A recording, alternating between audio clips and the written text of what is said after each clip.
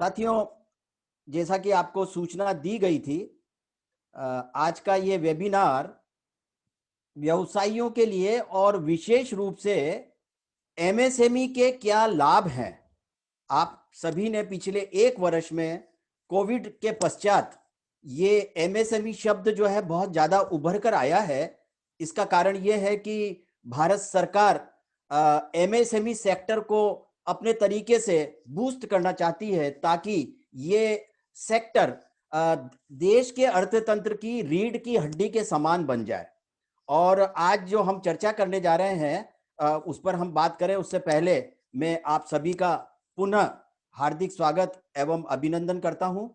आज के इस वेबिनार में हम मुख्य रूप से 2 विषय पर चर्चा करने जा रहे हैं। सर्वप्रथम हम कुछ व्यवसायियों के लिए ऋण की योजनाएं, चाहे वो छोटे व्यापारी हो या बड़े व्यापारी हो या उद्यमी हो, उद्योगकर्ता हो, उन सभी के लिए कुछ ऋण की योजनाएं हैं, उनके बारे में चर्चा करेंगे। और उसके बाद मुख्य रूप से एमएसएमई पर चर्चा करेंगे। जो लोन की योजना है, ऋण की योजना है, उसमें हम prime minister's employment generation programme, Mudra loan और महाराष्ट्र राज्य की भी 2 ऋण की योजनाएं हैं जो इंडस्ट्रीज डिपार्टमेंट के माध्यम से संचालित हैं, उन पर चर्चा करेंगे। उसके पश्चात एमएसएमई, एमएसएमई का अर्थ क्या है, उसकी परिभाषा क्या है, देश के अर्थतंत्र में उसका क्या महत्व है, किस तरह की भूमिका का निर्वहन एमएसएमई सेक्टर कर रहा है और एमएसएमई एंटिटीज को क्या लाभ हैं और लाभों की कौन कौन सी योजनाएं हैं, ऋण की कौन सी योजनाएं हैं, इन सब पर जो है हम गहन रूप से विचार विमर्श आपके समक्ष प्रस्तुत करेंगे।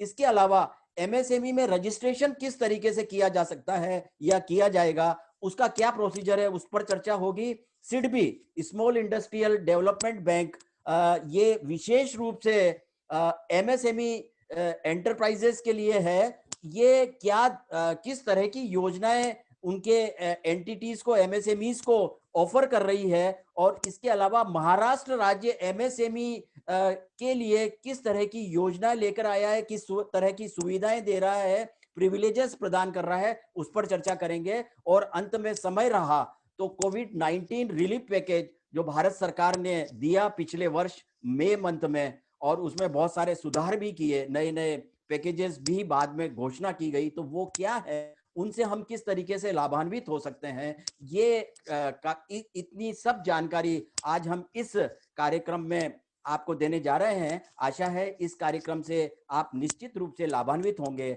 मैं एक निवेदन करना चाहता हूं कि हमारे देश का युवा बहुत ही सक्षम है, इंटेलिजेंट है, शार्प है और हाईली एजुकेटेड, क्योंकि अभी जिस तरीके से शिक्षा का प्रसार हुआ है और टेक्नोलॉजी पर उसका कंट्रोल है, ऐसे युवा साथी, चाहे वो पुरुष हो या महिलाएं हो, वो नौकरियों में ज्यादा प्रीफर कर रहे हैं।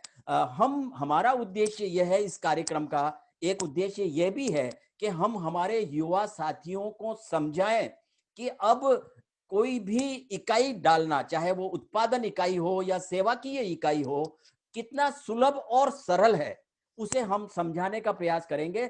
जितने भी युवा साथी जुड़े हैं या ऐसे परिवार जुड़े हैं जिनके घर में ऐसे हाईली क्वालिफाइड टेक्नोक्रेट्स हैं या प्रोफेशनल्स हैं, उन तक हमारा मैसेज पहुंचाएं कि उन्हें कहीं ना कहीं देश के को आत्मनिर्भर बनाने में उनकी कहीं बहुत महत्वपूर्ण भूमिका है, और उस भूमिका को चलते हुए उन्हें बिजनेस में आना चाहिए, प्रोडक्शन में आना चाहिए, सर्विस यूनिट्स में जाना चाहिए, जो भी उनकी क्षमताएं हैं। इस तरीके का हम मैसेज समाज को जो है देना चाहते हैं। साथियों, अभी सर्वप्रथम हम कुछ ऋण की योजनाएं, जो व्यावसायिक लोन है, उनकी क्या योजना है, उस पर चर्चा करेंगे, जिसमें सर्वप्रथम है prime minister's employment generation programme. ये एक बहुत ही बढ़िया और सफल लोन स्कीम है व्यवसायियों के लिए।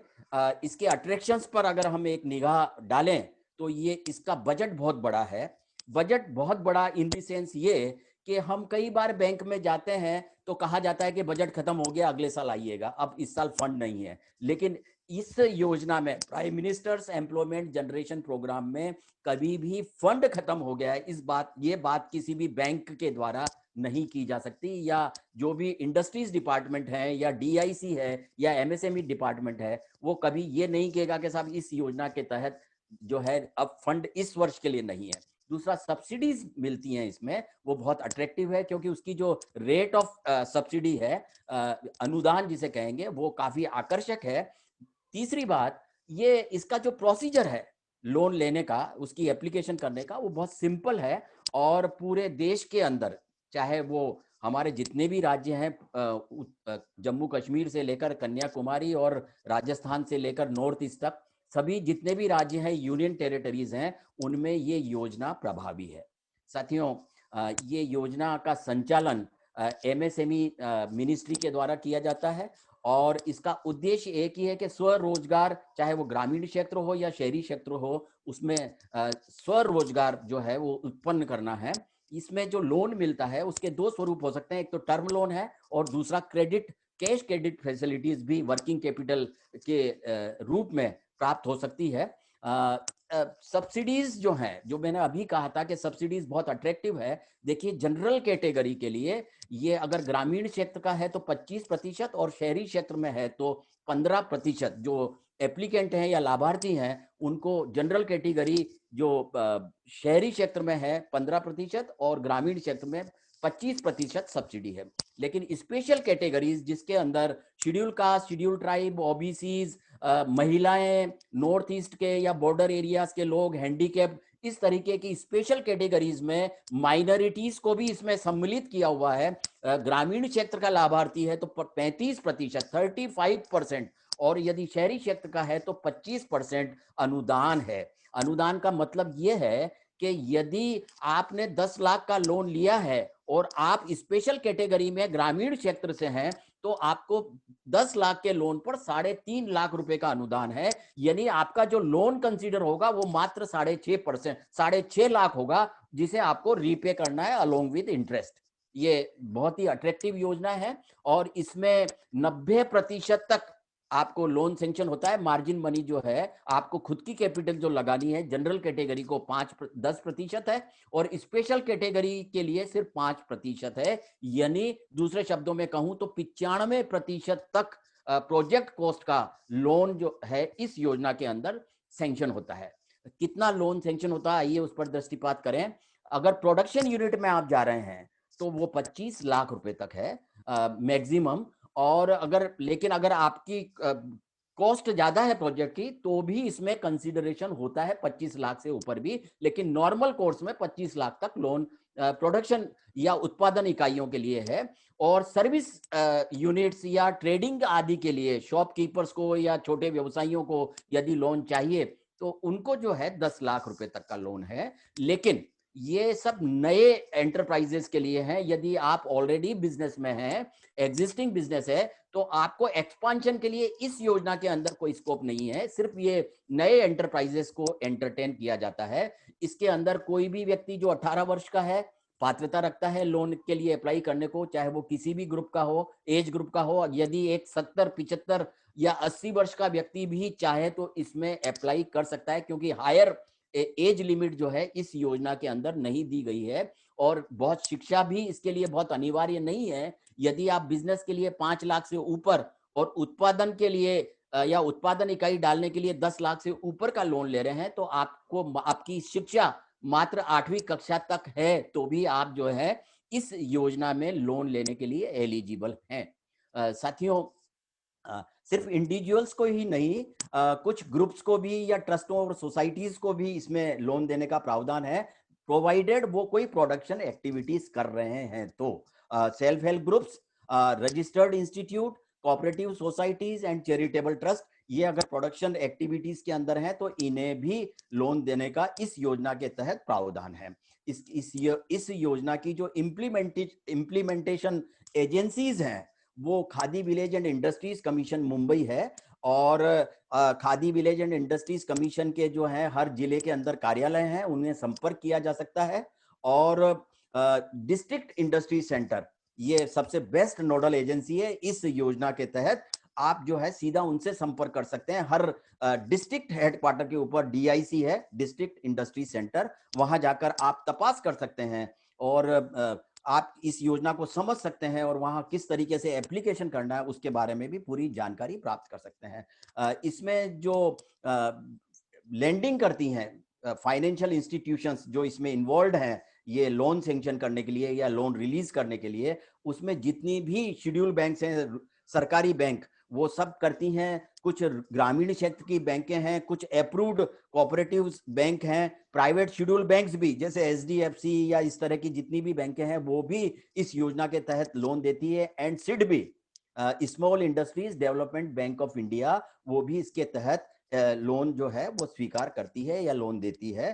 टर्म्स कंडीशंस देखें तो ये नॉर्मल इंटरेस्ट रेट लगता है जो लगभग अभी का जो प्रिवलेंट चल रहा है वो 10 से 12% है सरकारी बैंकों में। कुछ प्राइवेट बैंक्स हैं उनमें थोड़ा सा एक आधा % ज्यादा होता है। रीपेमेंट टर्म्स जो हैं वो फ्लेक्सिबल होती हैं, आप नेगोशिएट कर सकते हैं, लेकिन इसमें 4 लाख से ऊपर आपको कोलेटरल सिक्योरिटी देना आवश्यक होगा, क्योंकि आप 25 लाख तक भी इसमें लोन ले सकते हैं।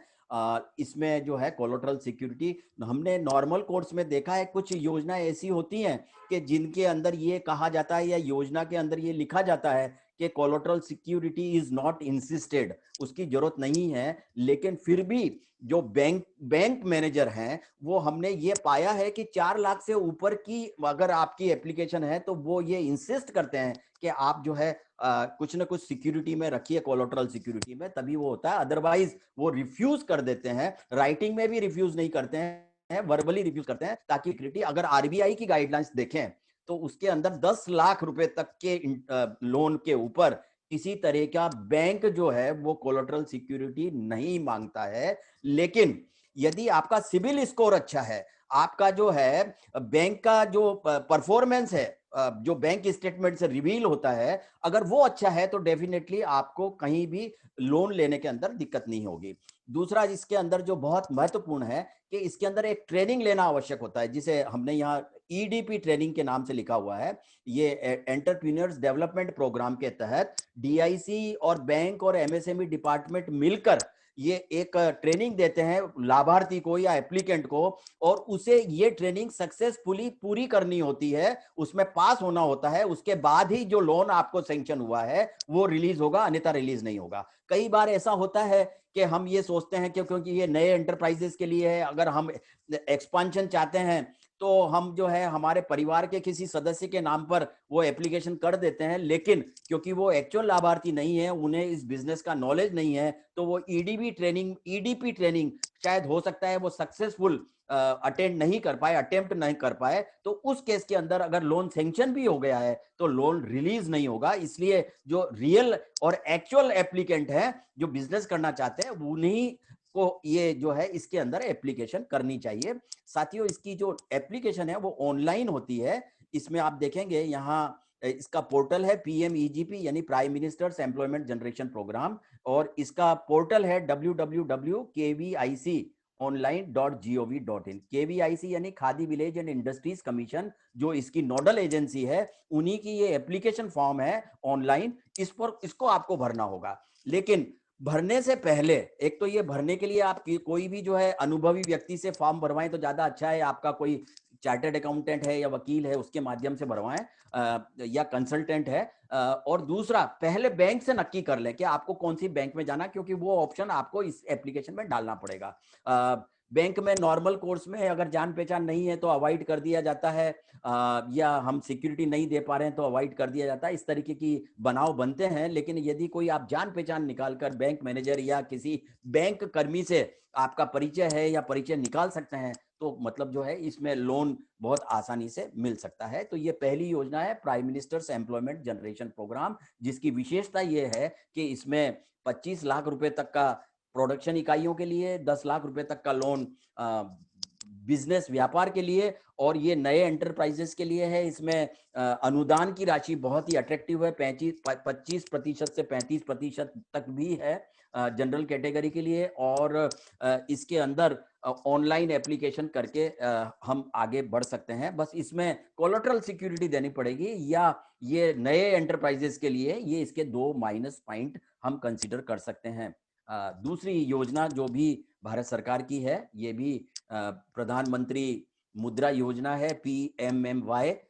ये मुद्रा लोन भी अभी बहुत ही पॉपुलर योजना है भारत सरकार की। इसके अंदर ऐसा कहा जाता है कि 59 मिनट्स के अंदर आपका जो है रजिस्ट्रेशन हो जाता है। अगर आप ऑनलाइन अप्लाई करते हैं तो आपका 59 मिनट्स के अंदर रजिस्ट्रेशन हो जाएगा इस योजना के तहत।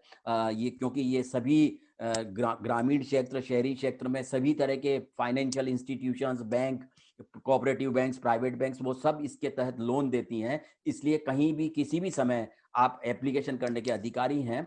और इसमें सरकार ऐसा क्लेम करती है कि कठिनाई मुक्त अनुभव आप करेंगे जब इसके लिए आप एप्लीकेशन करेंगे या ये लोन प्राप्त करेंगे। माइक्रो लोन्स देने की योजना है, और PSB लोन्स इन 59minutes.com ये वेबसाइट पर जाकर इस पूरी योजना को आप पढ़ सकते हैं। 10 लाख रुपए तक के लोन इसमें देने का प्रावधान है, चाहे वो नए खिलाड़ी हैं या पुराने हैं, एग्जिस्टिंग बिजनेस को एक्सपांड करना चाहते हैं, उनके लिए भी ये योजना है। और इसमें 10 लाख रुपए में जरूरी नहीं है कि सिर्फ बिजनेस के लिए ही लोन हमें चाहिए। यदि घर के लिए लोन चाहिए तो भी मिल सकता है, बिजनेस के लिए तो मिलेगा ही। पर्सनल कोई व्यक्तिगत कारण से लोन चाहिए तो वो भी देने का प्रावधान है। आपको व्हीकल्स खरीदने हैं, चाहे वो कॉमर्शियल हो या पर्सनल व्हीकल हो, उसके लिए भी इस योजना के तहत लोन देने का प्रावधान है। इसमें पात्रता किनको है, आइए देखते हैं। Small businessman, manufacturing, processors, service and trading sector, छोटे व्यापारी। अगर एक चाय की किटली लगाने वाला व्यक्ति है और उसे 50,000 रुपए भी चाहिए तो ये योजना बहुत ही बढ़िया है, और इसके अंदर आसानी से लोन मिल सकता है या मिलता है। इसमें ये एलिजिबिलिटी में कौन कौन कवर हो रहे हैं, ऑल इंडिविजुअल्स अप टू 65%, 18 साल से 65 साल तक के व्यक्ति इसमें कवर्ड हैं, वो पात्रता रखते हैं। Proprietary forms, partnership forms, private limited companies या एंटिटीज, शॉपकीपर्स, ट्रेडर्स, आर्टिसंस यानी दस्तकार, self help groups, professionals and service providers, ये सभी जो हैं, चाहे वो उनकी इंडिविजुअल आइडेंटिटी हो या कंपनी हो, पार्टनरशिप फर्म हो, वो सभी इसके अंदर एप्लीकेशन करने के हकदार हैं। साथियों, इसमें 3 प्रोडक्ट हैं इस योजना में। मुद्रा लोन के 3 तरह की जो है इसमें प्रावधान है, या प्रोडक्ट कह सकते हैं। पहला है शिशु, दूसरा किशोर और तीसरा तरुण। ये 3 अलग अलग योजनाएं हैं मुद्रा लोन के अंदर। शिशु के अंदर एक मतलब जो है 50,000 या उससे कम का लोन जो है वो शिशु के अंदर दिया जाता है। 50,000 से ऊपर और 5 लाख के नीचे किशोर योजना है, और 5 लाख से ऊपर और 10 लाख तक ये तरुण योजना है। इन तीनों के अंदर जैसे जो आपकी रिक्वायरमेंट है उसके अनुरूप आपको ऑनलाइन एप्लीकेशन करनी है। साथियों, अभी कुछ माह पूर्व पिछले साल 2020 में ये शिशु योजना में 2% सबवेंशन, यानी अगर आप ये शिशु योजना में लोन ले रहे हैं 50,000 तक का, तो जो बैंक इंटरेस्ट है उसमें 2% इंटरेस्ट केंद्र सरकार के द्वारा दिया जाएगा। इस तरह की भी रिसेंट में ये योजना कुछ माह पूर्व आई है। साथियों, इस योजना के विशेषताएं देखते हैं, क्या फीचर्स हैं। ग्रामीण क्षेत्र और शहरी क्षेत्र के लिए ये योजना एप्लीकेबल है। इसमें कोलेटरल सिक्योरिटी नहीं मांगी जानी चाहिए एज पर दी योजना। ये जो स्कीम है उसके तहत कोलेटरल सिक्योरिटी मांगने का प्रावधान नहीं है, लेकिन जैसा मैंने कहा, अगर 4 लाख से ऊपर का है तो डेफिनेटली बैंक जो है इंसिस्ट करता है कि आप कोई सिक्योरिटी प्रोवाइड करें। नो प्रोसेसिंग चार्ज, क्योंकि बहुत सारा प्रोसेसिंग चार्ज दूसरी योजनाओं के अंदर लोन सैंक्शन कराने में देना पड़ता है, इसके अंदर ये नहीं लगेगा। इसमें नए और पुराने व्यापारी दोनों ही कर सकते हैं एप्लीकेशन।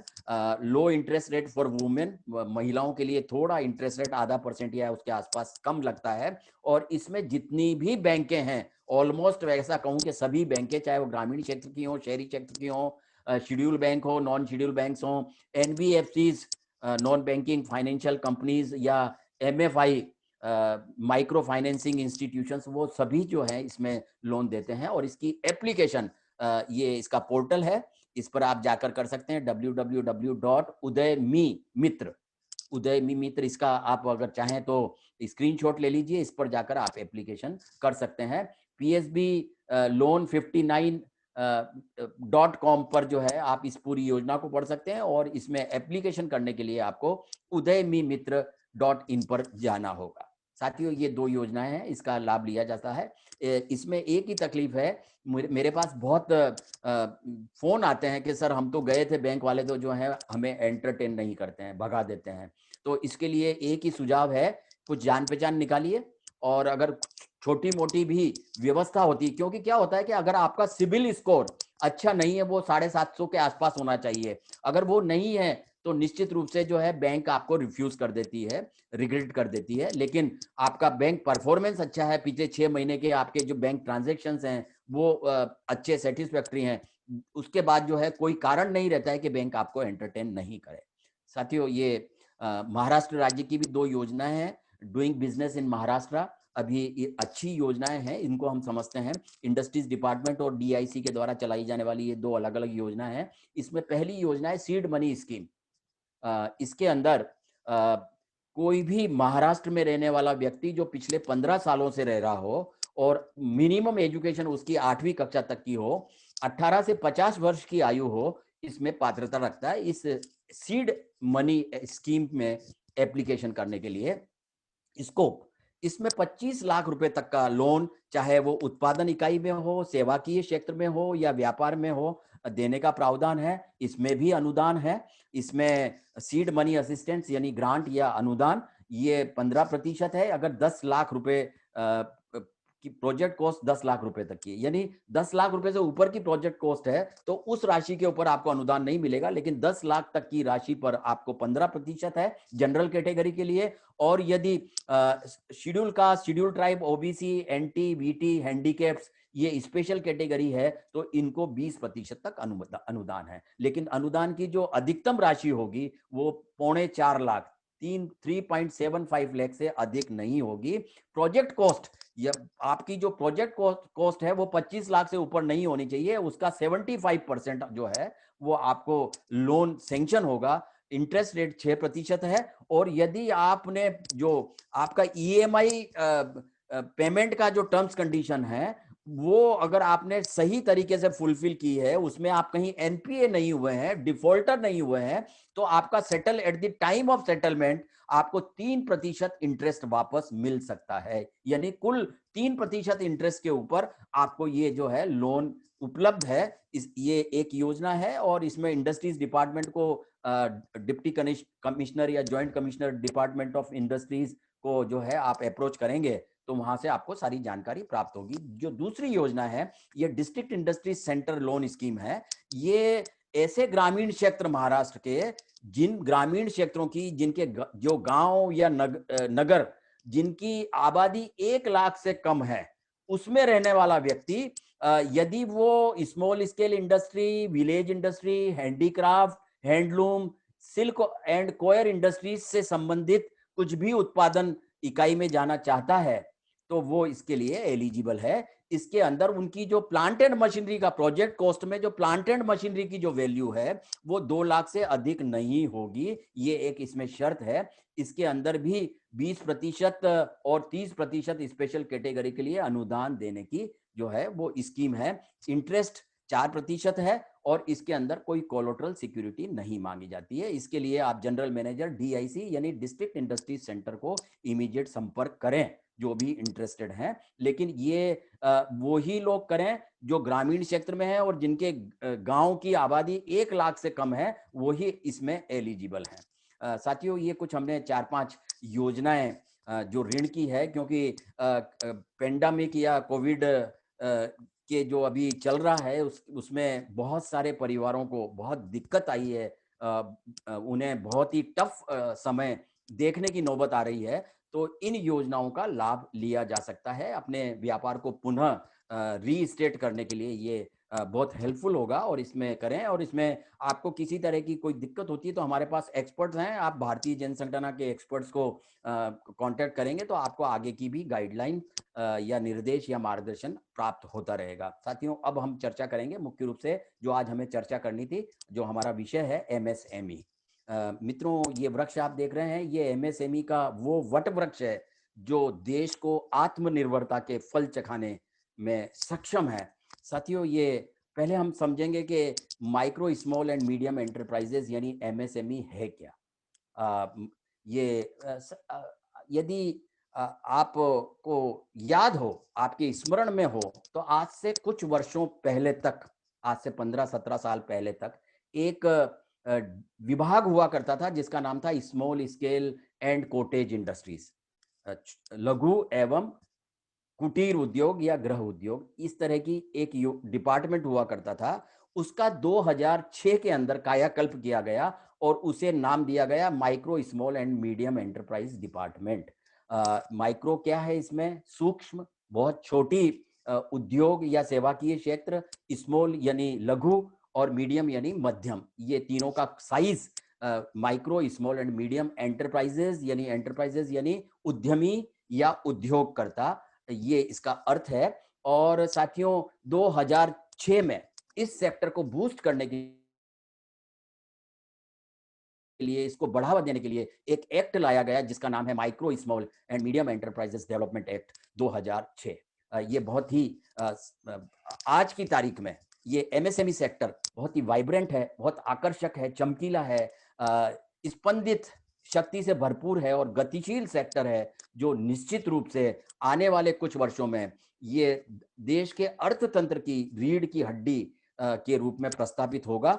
और साथियों, ये मुख्य स्रोत है आर्थिक विकास का, ये सेक्टर एमएसएमई सेक्टर मुख्य स्रोत है आर्थिक विकास का और एम्प्लॉयमेंट जनरेशन का, रोजगार को जो है उत्पन्न करने का ये मुख्य स्रोत है देश के अंदर। और आइए देखिए इसका अंशदान कितना है। ये देश की जीडीपी में, ग्रॉस डोमेस्टिक प्रोडक्ट यानी सकल घरेलू उत्पादन में इसका 30% का अंशदान है। और एक्सपोर्ट के अंदर एमएसएमई सेक्टर के द्वारा प्रोड्यूस किए जाने वाले प्रोडक्ट का जो है 48%, कुल देश का जो एक्सपोर्ट हो रहा है उसमें इसका अंशदान या हिस्सेदारी 48% है। और साथियों, आपको ये जानकर भी आश्चर्य होगा कि ये सेक्टर 40%, कुल देश का एम्प्लॉयमेंट जितना है उसका 40% ये जनरेट करके देता है एमएसएमई।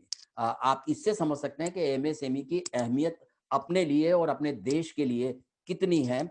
मित्रों, कुछ पिछले साल के आंकड़े हैं, लेकिन 1,32,00,000 एंटिटीज या एंटरप्राइजेस इस एमएसएमई एक्ट में रजिस्टर हुए। अभी प्रश्न ये है कि क्या इतने ही हमारे यहाँ जो है एमएसएमईज हैं? नहीं, लगभग 7 लाख 7 lakhs एमएसएमईज हैं। ऐसी उत्पादन इकाइयां, सेवाकीय क्षेत्र, ये सब जो हैं इसमें रजिस्टर यदि होते हैं तो निश्चित रूप से आने वाले समय में, चाहे वो इंडिविजुअल्स ही क्यों ना हो, अगर वो एलिजिबिलिटी रखते हैं, जैसे से for example doctors, lawyers, chartered accountant, professionals, consultant, practicing engineers आदि, hospitals, day care units, contractors, इस तरीके की जितनी भी सर्विस प्रोवाइडर्स हैं वो सब एमएसएमई में एज ए सर्विस प्रोवाइडर्स अपने आप को रजिस्टर करा सकते हैं।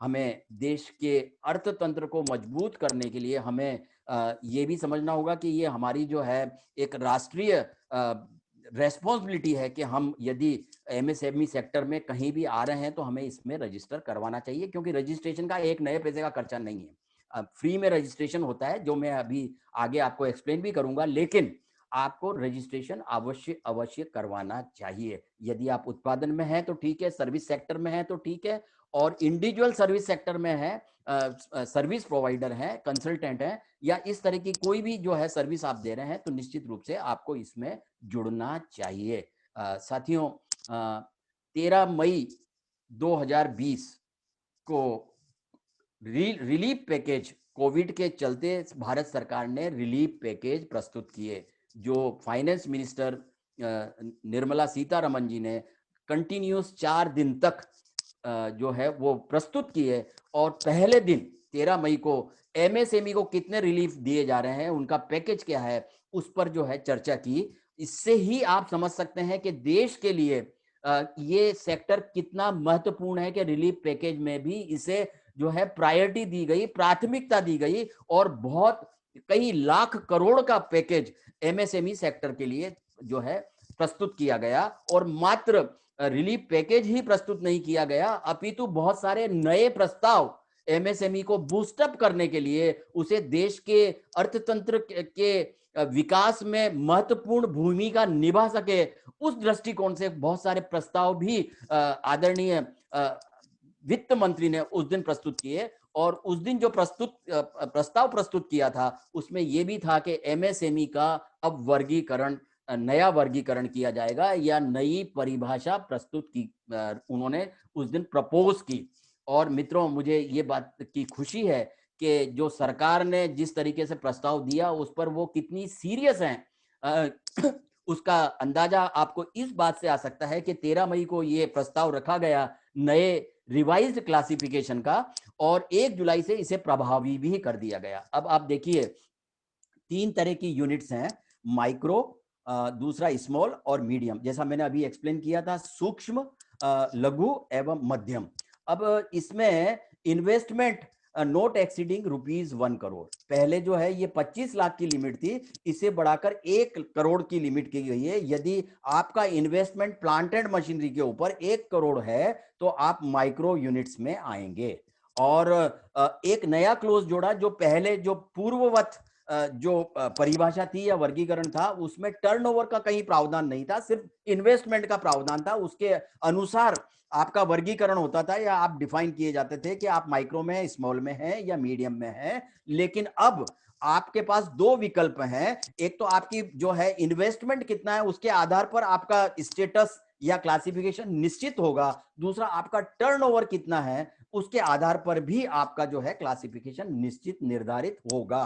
साथियों, इन्वेस्टमेंट माइक्रो के लिए 1 करोड़ और टर्नओवर की सीमा 5 करोड़ रुपया। स्मॉल एंटरप्राइजेस के लिए ये इन्वेस्टमेंट की सीमा, मैंने ये अभी कहा आपको कि स्मॉल के लिए अब जो है वर्गीकरण की जो पैरामीटर्स हैं वो 10 करोड़ कर दिए गए हैं प्लांट एंड मशीनरी के, और टर्नओवर 50 करोड़ तक का होगा तो वो स्मॉल में ट्रीट किए जाएंगे। और मीडियम एंटरप्राइजेस के लिए या मीडियम साइज की इंडस्ट्री के लिए या सर्विस सेक्टर के लिए अब इन्वेस्टमेंट की सीमा 50 करोड़ है और टर्नओवर 250 करोड़ रुपया है। ये जो है ये सीमाएं करिए। अब इनमें जो है जिस तरीके से लाभ या लाभों की योजना है उससे हम निश्चित रूप से बड़े स्तर पर लाभान्वित हो सकते हैं। आइए सबसे पहले हम ये देखेंगे कि कौन कौन सी मुख्य योजनाएं किस तरीके के हमें फिस्कल या नॉन फिस्कल लाभ मिल रहे हैं, वो पहले हमको समझना बहुत जरूरी है। और मैं यहाँ जितने भी हमारे युवा साथी हैं जो टेक्नोक्रेट्स हैं या हाईली क्वालिफाइड हैं, प्रोफेशनल्स हैं, उन्हें मैं खास करके प्रार्थना करना चाहता हूं कि वो ये जो है इसे बहुत अच्छी तरीके से समझें, उनके लिए कितना स्कोप है, कितनी अपॉर्चुनिटी है। मैं यहाँ एक बात आपसे निवेदन करना चाहता हूं कि आज जो एटमॉस्फेयर एमएसएमईज के लिए है, ऐसा देश में पहले कभी नहीं हुआ। सरकार का इतना फोकस और उसके लिए मतलब पूरा इंफ्रास्ट्रक्चर योजनाओं का, नियमों का जो है बनाना और उसे इमीडिएट प्रभावी करना, ये पहले कभी नहीं हुआ है। ये अगर एडवांटेज लेने से हम अगर अब चूक गए तो शायद हो सकता है 2-5 साल के बाद परिस्थितियां कुछ चेंज हो जाएं। This is a very appropriate time for the youth to enter into business. ये श्रेष्ठ अवसर है। साथियों देखिए किस तरीके के लाभ हैं। एक ये स्कीम है CGTMSE, credit guarantee fund trust scheme. इसके तहत प्रोडक्शन यूनिट्स या सर्विस यूनिट्स को 2 करोड़ रुपए तक का लोन, वो भी कोलेटरल फ्री देने का प्रावधान। और इसमें सिर्फ कोलेटरल फ्री लोन ही नहीं है 2 करोड़ रुपए तक का, बल्कि आपको बहुत सारी दूसरी सुविधाएं भी हैं जिनमें कंसेशनल इंटरेस्ट रेट, इंसेंटिव्स और सब्सिडीज भी शामिल हैं। ये पहले ऐसा होता था कि व्यक्ति ये सोचता था कि यार मुझे कुछ इंडस्ट्री लगानी है लेकिन मेरे पास इतना पैसा नहीं है, मेरे पास जमीन नहीं है, मेरे पास वर्किंग कैपिटल कहाँ से आएगी। अभी ये सारी समस्याएं जो हैं आपकी नहीं है। अगर आप इंडस्ट्री लगाना चाहते हैं, आपकी जेब में कुछ नहीं भी है तो भी आप इंडस्ट्री लगाने में सक्षम हैं। इस तरीके का इंफ्रास्ट्रक्चर अभी जो है सरकार के द्वारा प्रोवाइड किया जा रहा है। मैं इसे फिर से रिपीट करता हूं, CGTMSE ये एक ऐसी स्कीम है जिसके तहत माइक्रो और स्मॉल में जो भी आपकी कैटेगरी आएगी उसके अंदर आप जो है 2 करोड़ तक का लोन आप ले सकते हैं। ये 100% कोलेटरल फ्री है, इसमें किसी तरह की आपको डिपॉजिट या सिक्योरिटी देने की आवश्यकता नहीं है, और इसमें बहुत सारे अलग अलग योजनाओं में आपको प्रिविलेजेस हैं, इंसेंटिव्स मिलेंगे, सब्सिडीज मिलेगी, काफी लाभ आपको मिलने वाले हैं। मित्रों, सिर्फ सरकार का उद्देश्य ये नहीं है कि हमने इंडस्ट्री खुलवा दी, उनको लोन दे दिया, लेकिन आपकी इंडस्ट्री सफलता से चले ये बहुत आवश्यक है, उसके लिए भी सरकार ने प्रयास किए हैं। देखिए, जितने भी गवर्नमेंट टेंडर्स हैं, जितने भी टेंडर्स खुलते हैं, बिडिंग होता है, उसके अंदर अगर माइक्रो और स्मॉल यूनिट्स हैं, 2 कैटेगरी माइक्रो एंड स्मॉल, उनको जो है किसी तरह की अर्नेस्ट मनी उस टेंडर में यदि वो बीडिंग कर रहे हैं तो कहीं भी अर्नेस्ट मनी डिपॉजिट करने की उनको आवश्यकता नहीं है। आप जानते हैं कि कोई भी टेंडर देना है तो उसमें एक सर्टेन अमाउंट का आपका जो टेंडर है उसका सर्टेन परसेंटेज का अमाउंट आपको अर्नेस्ट मनी के रूप में देना होता है, लेकिन यहाँ माइक्रो और स्मॉल एंटरप्राइजेस के लिए ये जो है माफ है, उनको किसी तरीके का कोई अर्नेस्ट मनी नहीं देना है। दूसरा जो बहुत महत्वपूर्ण नियम आया है वो ये है कि माइक्रो और स्मॉल यूनिट्स के लिए, अभय जी 1-2 लोग जो हैं वो अनम्यूट हो रखे हैं, जरा देख के उन्हें म्यूट करिए प्लीज। डिलेड पेमेंट्स प्रोटेक्शन, ये माइक्रो और स्मॉल एंटिटीज के लिए जितनी भी सरकारी खरीद इनसे हो रही है, चाहे वो केंद्र सरकार की हो, केंद्र सरकार के किसी विभाग की हो, केंद्र सरकार के किसी मंत्रालय की हो, पीएसयूज की हो, यानी पब्लिक सेक्टर अंडरटेकिंग्स हैं, वो सभी जो है 45 दिन के अंदर पेमेंट देने के लिए बाध्य हैं। इस तरह के नियम सरकार द्वारा बना दिए गए हैं। इस तरीके से राज्य सरकार भी, राज्य सरकार के सारे विभाग, संस्थान और राज्य के पीएसयूज वो भी जो है, और इंक्लूडिंग लिमिटेड कंपनीज, उनको भी 45 दिन के अंदर कंपल्सरीली माइक्रो और स्मॉल यूनिट्स को पेमेंट कर देना है यदि उन्होंने उनसे माल परचेस किया है। तो ये एक बहुत ही बड़ा सुरक्षा कवच है, जिसमें जो इस, क्योंकि कंपटीशन का जमाना है, ग्लोबलाइजेशन हो रहा है बिजनेस का, छोटी यूनिट्स का टिकना बहुत मुश्किल होता है, आप भी जानते हैं, लेकिन कैश लिक्विडिटी जो है एक बहुत महत्वपूर्ण विषय होता है। अक्सर ऐसा देखा गया है कि लिक्विडिटी के अभाव में यूनिट सिक हो जाती हैं, लेकिन यहां गारंटी सरकार ही दे रही है कि आपको इतने दिन के अंदर पैसा मिल जाएगा। ये एक बहुत बड़ा सुरक्षा कवच है। इसके अलावा ट्रेड रिसीवेबल्स ई डिस्काउंटिंग सिस्टम, ट्रेड्स, ये एक प्लेटफॉर्म है जिसका शॉर्ट नेम है ट्रेड्स, TREDS। इसमें यदि एक माइक्रो स्मॉल एंटिटी ने आज बिल प्रोड्यूस किया तो वो कल इसको डिस्काउंट करा सकते हैं। ये प्लेटफॉर्म के माध्यम से डिस्काउंट हो जाता है, बिल की अमाउंट का पैसा दूसरे दिन ही लगभग वो आपके अकाउंट में क्रेडिट हो जाता है। तो ये भी एक फैसिलिटेट करने की बात है कि कोई भी ऐसी यूनिट जो माइक्रो है, स्मॉल है, उन्हें किसी तरह की लिक्विडिटी की प्रॉब्लम ना हो और वो सुचारू रूप से अपना कार्य कर सके। मित्रों, सिर्फ कैश लिक्विडिटी जो है वो प्रोवाइड कर देना या अवेल करवा उसको सहूलियत दे देना उतना ही जो है आवश्यक नहीं, उससे भी बढ़कर और कुछ भी सरकार के द्वारा किया गया है। सरकार ने ये निर्णय लिया कि जितना भी सरकारी खरीद होती है, पब्लिक प्रोक्योरमेंट पॉलिसी बनाई गई, जिसमें सरकार, केंद्र सरकार, राज्य सरकार, उनके विभिन्न विभाग, उनके संस्थान या पब्लिक अंडरटेकिंग्स जितना भी वो अगर परचेस तो करती हैं, जितना भी डेवलपमेंट हो रहा है तो उसके अंदर जो है कहीं ना कहीं स्कोप है ये छोटी यूनिट्स के लिए भी, तो उन्हें जो है तहरीर दी जाएगी, उनको प्राथमिकता दी जाएगी। 25% उनकी टोटल बाइंग का, गवर्नमेंट चाहे राज्य सरकार हो या केंद्र सरकार हो या उनके संस्थान हो, उनकी जो बाइंग है 25% वो कंपल्सरीली जो है माइक्रो और स्मॉल यूनिट से करनी है, MSME से करनी है। और उसके अंदर भी कंपटीशन में कहीं आपकी बिडिंग लोअर फर्स्ट से थोड़ी ऊपर है तो आपको चांस दिया जाएगा, 15% तक भी वेटेज प्राइस प्रेफरेंस में आपको मिलेगा। यदि आपका प्राइस कुछ ज्यादा भी है लोअर फर्स्ट बिडिंग से, जो माइक्रो या स्मॉल यूनिट नहीं है तो आपको जो है वो चांस दिया जाएगा, आपको वो टेंडर लग सकता है। इस तरीके की भी अब योजनाएं सरकार द्वारा प्रस्तुत की गई है, जिसका लाभ एमएसएमई सेक्टर बहुत आराम से ले रहा है। इंटरनेशनल कॉपरेशन स्कीम, इसके तहत देखिए मार्केट इज इंपॉर्टेंट, ग्लोबलाइजेशन हो गया। अभी जो है पूरा कोई भी देश का कोई भी एंटिटी कहीं भी माल जो है सप्लाई करता है, तो आज बहुत कंपटीशन है, और कंपटीशन के चलते आपको विभिन्न ट्रेड फेयर्स के अंदर पार्टिसिपेट करना है, आपका प्रोडक्ट जो है वो डिस्प्ले करने की आवश्यकता है। तो उसमें जाने के लिए इंटरनेशनल ट्रेड फेयर में आपको पार्टिसिपेट करने के लिए भी 5 लाख रुपए तक का खर्चा, वो चाहे एयर फेयर हो या स्टॉल लगाने का खर्चा है, इस तरीके के खर्चे देने के प्रावधान भी किए गए हैं। स्टैंड अप इंडिया स्कीम, ये एक ऐसी स्कीम है जिसके तहत महिलाओं को और शेड्यूल ट्राइब को, इस देश की जितनी भी शेड्यूल बैंक हैं, वो किसी भी शहर में जितनी भी ब्रांच हैं, उन सभी ब्रांचों को कम से कम एक SC ST एंटरप्रेन्योर और या एंटरप्राइज या फिर महिला एंटरप्राइज को कंपलसरीली मैंडेटरीली लोन देना है अंडर CGTMSE, जो 2 करोड़ तक का लोन है, उस योजना के तहत उन्हें कंपलसरीली यहाँ उन्हें लोन देना है। किन्हें? या तो एंटरप्राइजेस शेड्यूल ट्राइब से है, स्पेशल कैटेगरी से है, या फिर महिलाएं हैं। तो साथियों, और देखते हैं किस तरीके के लाभ इसमें MSME सेक्टर में मिल रहे हैं। कंसेशनल इलेक्ट्रिसिटी, सभी राज्यों की अपनी जो है पॉलिसी है, पावर टैरिफ में कंसेशन देते हैं, इलेक्ट्रिसिटी ड्यूटी के अंदर जो है वो एग्जेम्पशंस हैं, subsidy on bar code registration, reimbursement of ISO certification fee, hefty subsidy for patent trademark registration.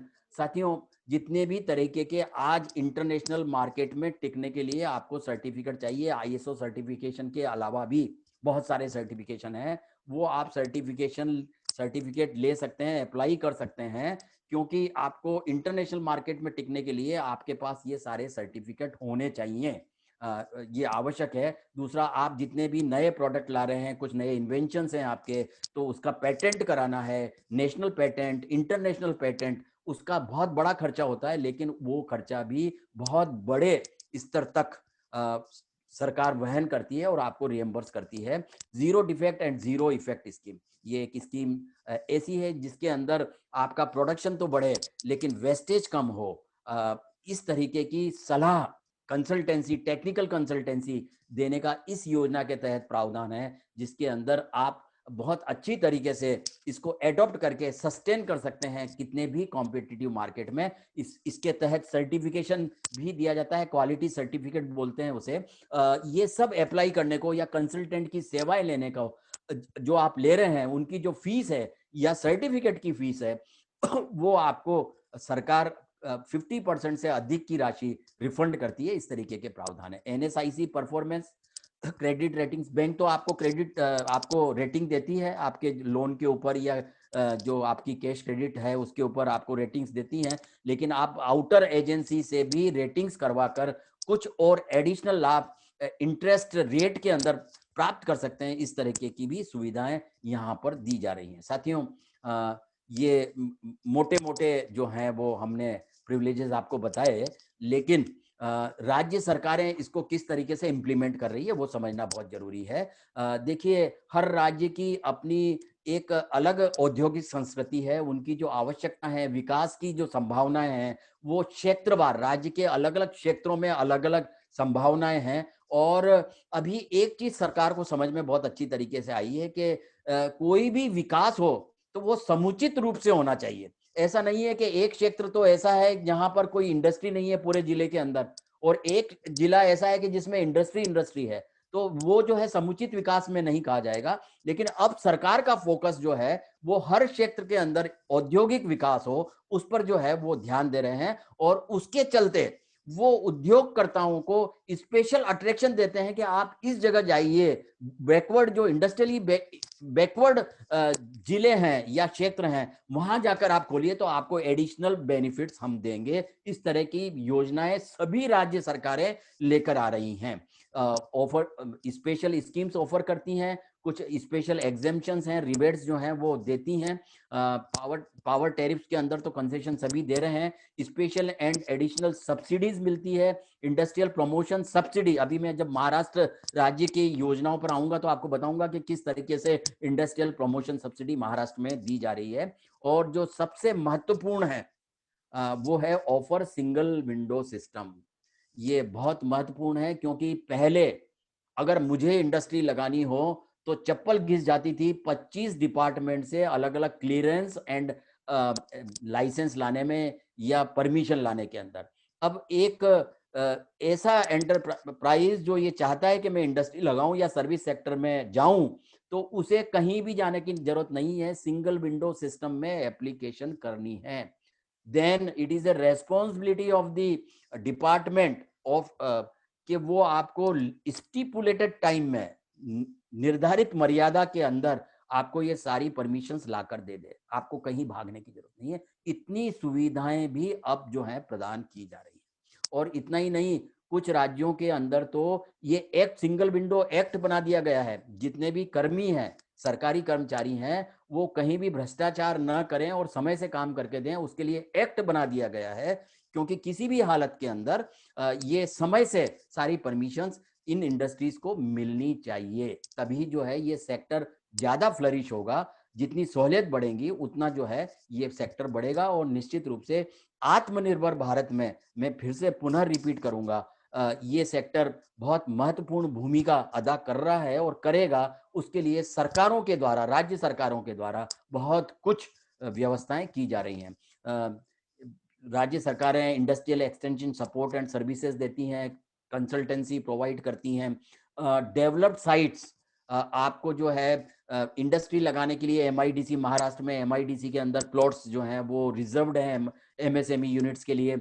लेकिन इसके अलावा भी बाहर यदि आपको लगाना है एमआईडीसी के अलावा या इंडस्ट्रियल पार्क के अलावा और किसी क्षेत्र के अंदर आपको ये लगाना है, तो उसके लिए भी प्रावधान है। डेवलप्ड साइट्स हैं, आप इंडस्ट्री लगा सकते हैं, आप वेयरहाउस खोल सकते हैं। साथियों, मैं यहाँ एक बात आपसे निवेदन करना चाहता हूँ।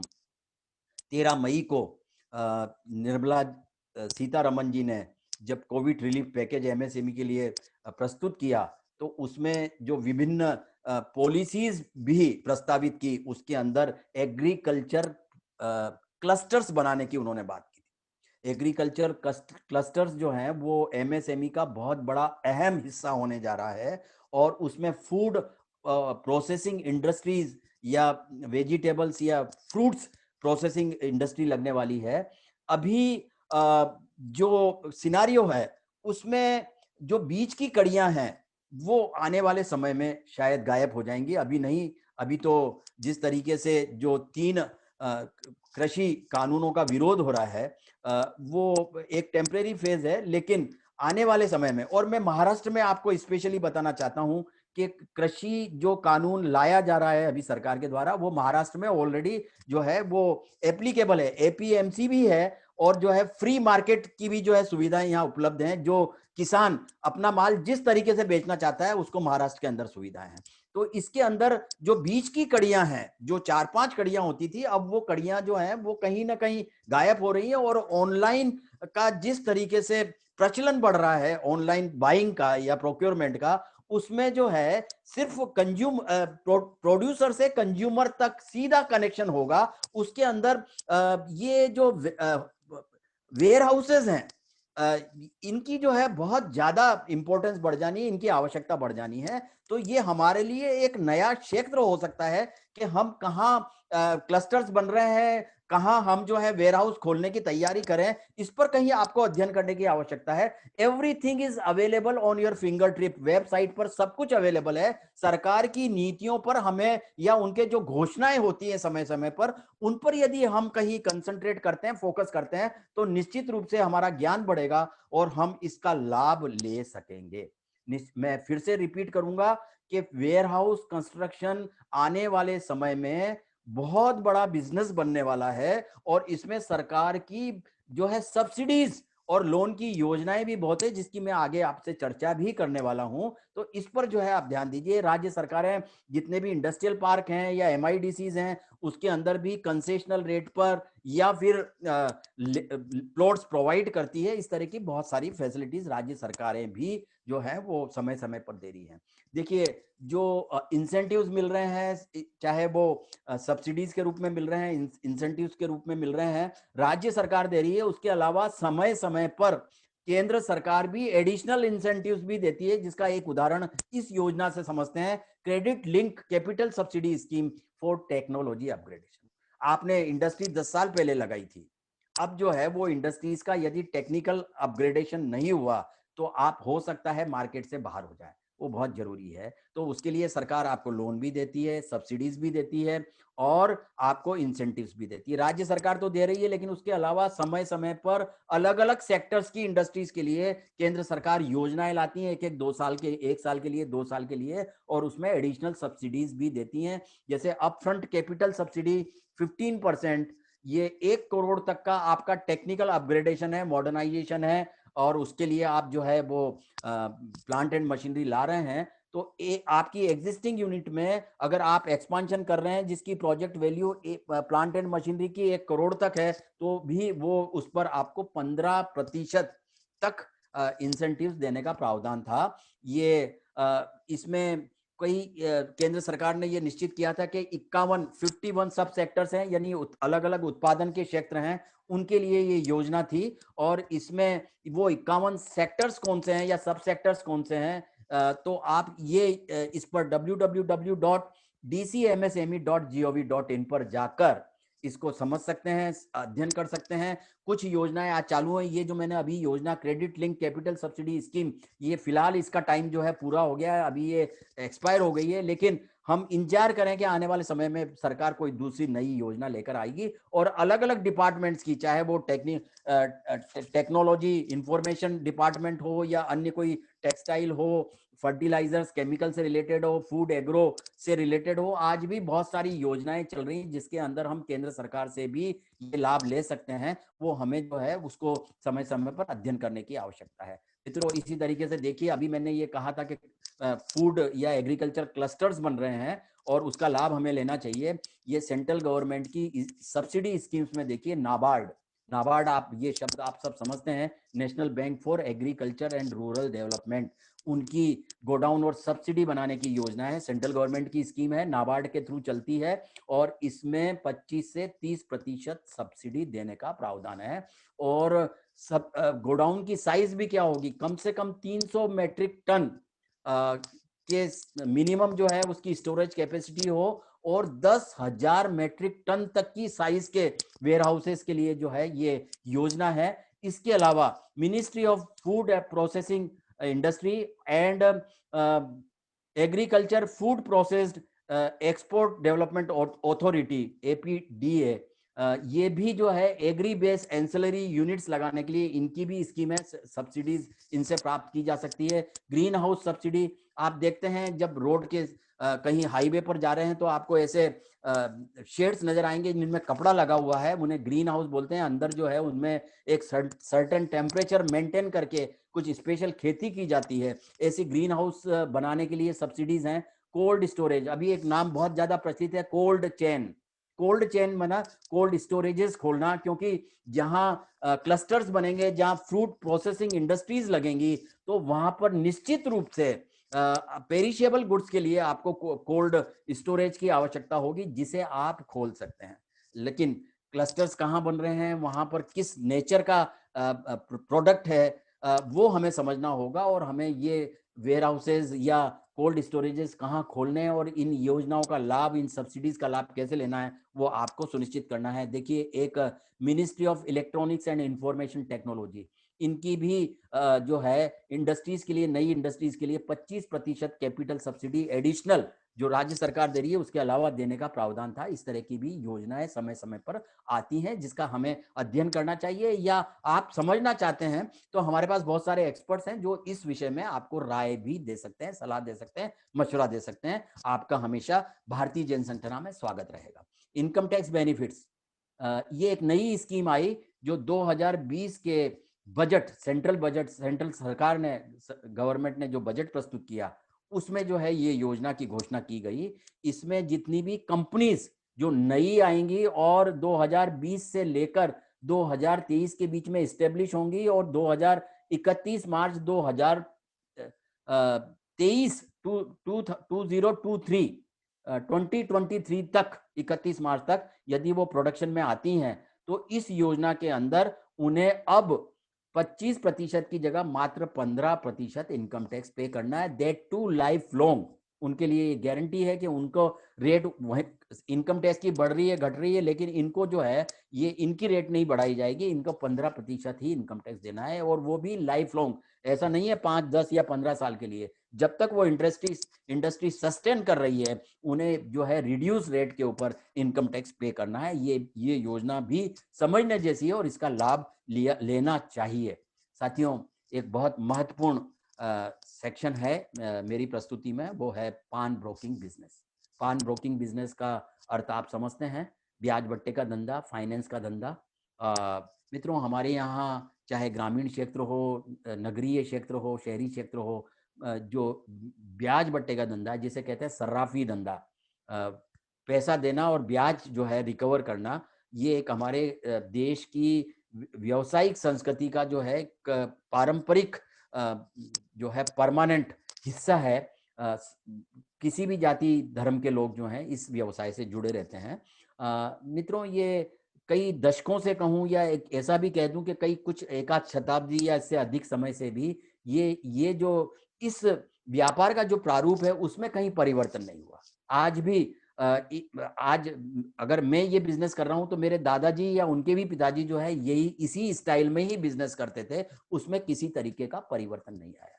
लेकिन परिवर्तन प्रकृति का नियम है, और यदि हम परिवर्तन बिजनेस में नहीं लाएंगे तो उसका जो है बहुत लंबे समय तक वो सस्टेन नहीं करता है। आप कहेंगे कि साहब आप खुद ही बोल रहे हैं कि ये तो पारंपरिक रूप से कई दशकों से चल रहा है या शताब्दियों से चल रहा है। निश्चित रूप से चल रहा है, लेकिन अब जो समय परिवर्तन आ रहा है, जिस तरीके से पारदर्शिता आ रही है और पैरेलल इकोनॉमी, क्योंकि मैं बहुत स्पष्ट रूप से बोलूं तो ये बिजनेस में जो है सारी पूंजी लगभग 90% तक वो 2 नंबर की पूंजी या अनअकाउंटेड अकाउंट्स के माध्यम से होती थी, जिस पर अब सरकार का जो है बहुत बड़ा शिकंजा है।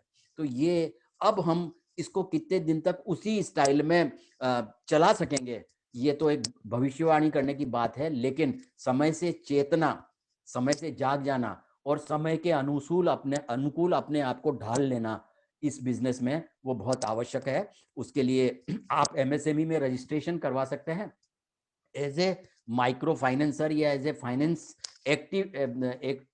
एक्टिविटी करने वाले एक एंटिटी के रूप में या एक एंटरप्राइजेस के रूप में आप इस में एमएसएमई में रजिस्ट्रेशन करा सकते हैं। देखिए, एनआईसी यानी नेशनल इंफॉर्मेटिक सेंटर 2008, इसके अंदर जितने भी क्षेत्र हैं व्यवसाय के या उत्पादन के, उनमें अलग अलग कैटेगरीज के अंदर ये कोडिंग किया हुआ है कि आप किस कोड के अंदर आते हैं और आपको एमएसएमई में किस तरीके से रजिस्ट्रेशन कराना है।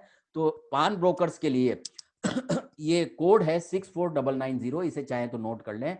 इसमें जितने भी फाइनेंशियल सर्विस एक्टिविटीज हैं जो आप कर रहे हैं, ब्याज पे पैसा दे रहे हैं, माइक्रो फाइनेंसिंग कर रहे हैं, ऑटो फाइनेंसिंग कर रहे हैं, वो सब जो है इसके अंदर रजिस्ट्रेशन करवा सकते हैं, सिवाय इंश्योरेंस एंड पेंशन फंडिंग, ये इसमें शामिल नहीं है। इसके अलावा जितनी भी फाइनेंस की एक्टिविटीज हैं वो सब लोग, अगर उन्होंने एमएसएमई में रजिस्ट्रेशन नहीं करा रखा है तो उन्हें रजिस्ट्रेशन कराना चाहिए। मैं फिर से कहूंगा कि समय बदल रहा है, ये बहुत आवश्यक है, और इसका रजिस्ट्रेशन कहाँ होगा ये मैं अभी अगली स्लाइड में आपको बताने वाला हूं। और इसके अंदर भी जो लाभ दूसरे एंटिटीज को मिल रहे हैं एमएसएमईज के, जिस तरीके से आप लोन ले सकते हैं, लोन पर कम इंटरेस्ट रेट लगेगा या और कोई दूसरी सुविधाएं मिल सकती है, वो सारी सुविधाएं आपको उपलब्ध होंगी। मित्रों, ये उद्यम रजिस्ट्रेशन है। एमएसएमई में रजिस्टर करने के लिए आपको उद्यम रजिस्ट्रेशन पर जाना होगा। उद्यम एक पोर्टल है जो अभी ये सिस्टम नया इंट्रोड्यूस हुआ है। इससे पहले ये 1 जुलाई से ये भी इंट्रोड्यूस हुआ है उद्यम। इसके पहले उद्योग आधार था। जितनी भी हमारी एग्जिस्टिंग यूनिट्स हैं एमएसएमई की, वो रजिस्टर हैं उद्योग आधार में, लेकिन अब उनके लिए भी कंपलसरी कर दिया है कि वो दोबारा से उद्यम रजिस्ट्रेशन करेंगे। और जितनी नई आने वाली यूनिट्स हैं, एस्पायरिंग यूनिट्स हैं, चाहे वो सर्विस सेक्टर में हो या प्रोडक्शन में हो, उन्हें कंपलसरीली ये उद्यम रजिस्ट्रेशन करना होगा। देखिए ये भी 1 जुलाई से लागू कर दिया गया है। ये भी 13 मई को प्रस्तावित किया था फाइनेंस मिनिस्टर ने और इसे भी 1 जुलाई से लागू कर दिया गया है। इसमें एमएसएमई के क्लासिफिकेशन की प्रक्रिया है रजिस्ट्रेशन के माध्यम से, अगर हम शॉर्ट में समझे तो कौन कौन कर सकते हैं इसमें रजिस्ट्रेशन या किसको किनको करना चाहिए। तो एस्पायरिंग यूनिट्स यानी जो अब यूनिट्स लगने वाली हैं, चाहे वो प्रोडक्शन में हो या सर्विस सेक्टर में हो, वो सब जो है 1 जुलाई 2020 के बाद से, क्योंकि उद्योग आधार बंद कर दिया गया, अब इसी में रजिस्ट्रेशन होगा, उन्हें इसी में रजिस्ट्रेशन करना है। बहुत सिंपल प्रक्रिया है रजिस्ट्रेशन करने की। किसी तरीके का कोई डॉक्यूमेंट या प्रमाण या प्रूफ जो आप एप्लीकेशन करेंगे उसमें नहीं मांगा जाता है, और जितना भी आप जो कुछ भी भरेंगे इस एप्लीकेशन के अंदर वो जो है मान्य रखा जाएगा, उसको आपका सेल्फ डिक्लेरेशन माना जाएगा, उस पर किसी तरह की कोई आपत्ति खड़ी नहीं की जाएगी सरकार के द्वारा। जो आप भरेंगे उसे मान्य रखा जाएगा। सिर्फ एक ही चाहिए नई यूनिट्स के लिए, और कोई डॉक्यूमेंट लगाने की आवश्यकता नहीं है, सिर्फ आधार नंबर आपके पास होना चाहिए। अगर आधार नंबर नहीं है तो आप अप्लाई नहीं कर सकेंगे, आधार नंबर है तो आप इसमें अप्लाई कर सकेंगे। जैसे ही आप इसमें अप्लाई करेंगे, ऑनलाइन सिस्टम है अप्लाई करने का, वो मैं बताऊंगा कौन सा पोर्टल है, और जैसे ही आप एप्लीकेशन कंप्लीट करके सबमिट करेंगे आपको एक नंबर मिल जाएगा, वो आपका रजिस्ट्रेशन नंबर होगा। और कुछ ही दिनों में, क्योंकि आपने आधार नंबर डाला है, उससे आपका पूरा जो है रिकॉर्ड चेक होकर आपको कुछ ही दिनों में 10 से 15 दिन के अंदर आपको रजिस्ट्रेशन का सर्टिफिकेट भी मिल जाता है। और ये उद्यम पोर्टल बनाया गया है, उद्यम नाम है उसका, उस पर जाकर एप्लीकेशन करनी है। और जो सबसे महत्वपूर्ण है, मैं इसे फिर से रिपीट करूंगा कि सिंपल है एप्लीकेशन करने के लिए, और इसमें किसी तरह की कोई डॉक्यूमेंट्स नहीं मांगे जाते हैं, जो आप भरेंगे वो मान्य रखा जाएगा, और इसमें किसी तरह की फी नहीं लगती है। क्योंकि जब आप ऑनलाइन पोर्टल पर जाएंगे उद्यम पर, तो आपको बहुत सारे ऐसे मिलेंगे वहां पर कुछ कंसल्टेंट्स या सर्विस प्रोवाइडर्स जो कुछ चार्ज लेकर आपको ये सर्टिफिकेट बनवा के देते हैं, लेकिन उसकी आवश्यकता नहीं है। सिर्फ आप ये लोगो याद रखेंगे, ये आइकॉन याद रखेंगे, इस पर जाकर आप एप्लीकेशन करेंगे तो आपको किसी तरीके का चार्ज नहीं देना पड़ेगा। साथियों, जो एग्जिस्टिंग यूनिट्स हैं, जिनके पास उद्योग आधार है, उद्योग आधार मेमोरेंडम जिसे कहा जाता था वो है, लेकिन अब कंपलसरी कर दिया गया है कि 1 जुलाई से 31 मार्च 2021, 1 जुलाई 2020 से लेकर 31 मार्च 2021 के मध्य जितनी भी एग्जिस्टिंग यूनिट है जिनके पास उद्योग आधार मेमोरेंडम है, उन्हें दोबारा से रजिस्ट्रेशन उद्यम पोर्टल पर जाकर करना है। अब ये क्यों करना है, ये बहुत महत्वपूर्ण है, इसे समझें।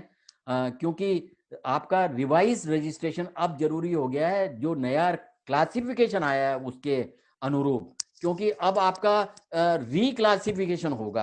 अभी आप क्योंकि पहले जो 25 लाख था उसे 1 करोड़ कर दिया गया है, जो 1 करोड़ था उसे 5 करोड़ कर दिया गया है, जो 5 करोड़ या 10 करोड़ था उसे अब प्लांट एंड मशीनरी या इन्वेस्टमेंट की जो सीमा बढ़ा दी गई है, तो उसमें आपका क्लासिफिकेशन जो है पुनर् उसका निर्धारण करना आवश्यक हो गया है सरकार को। इसके लिए आपको जो है ये रजिस्ट्रेशन दोबारा करना है।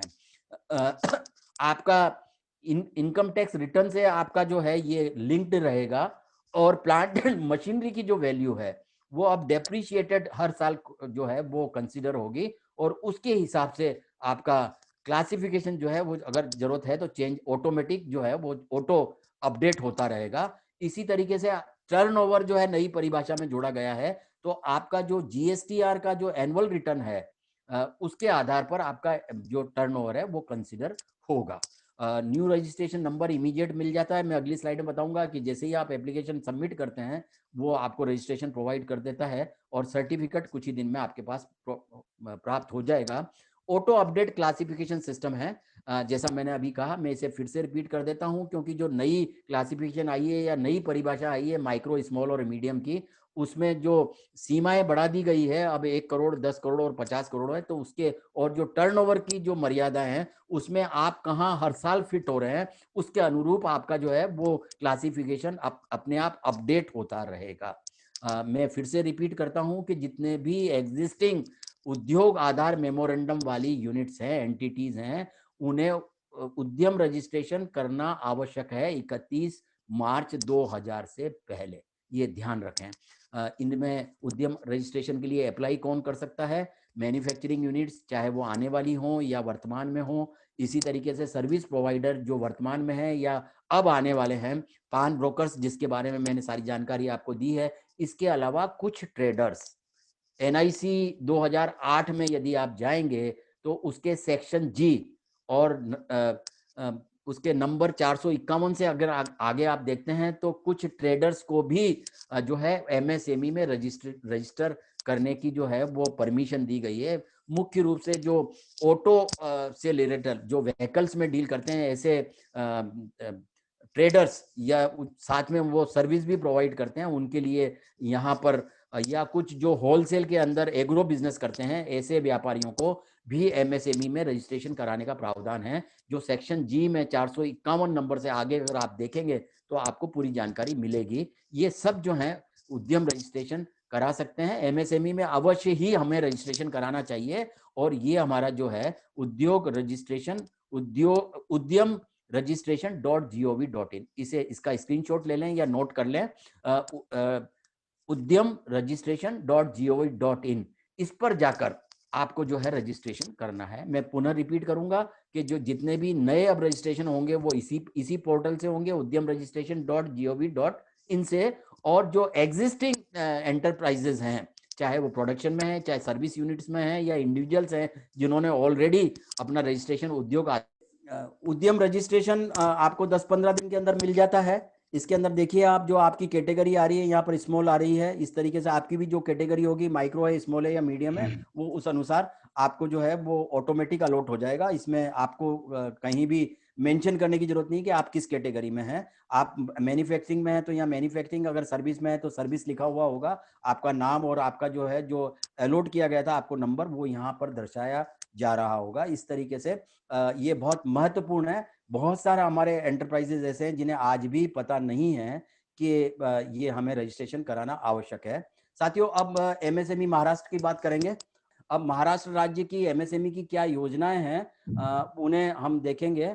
Maharashtra package scheme of incentive policy 1 अप्रैल 2019 से 31 मार्च 2024 तक ये प्रभावी है। ये पॉलिसी का नाम है Maharashtra package scheme of incentive policy, और इसमें fiscal and non fiscal industrial incentives to Maharashtra industries in Maharashtra.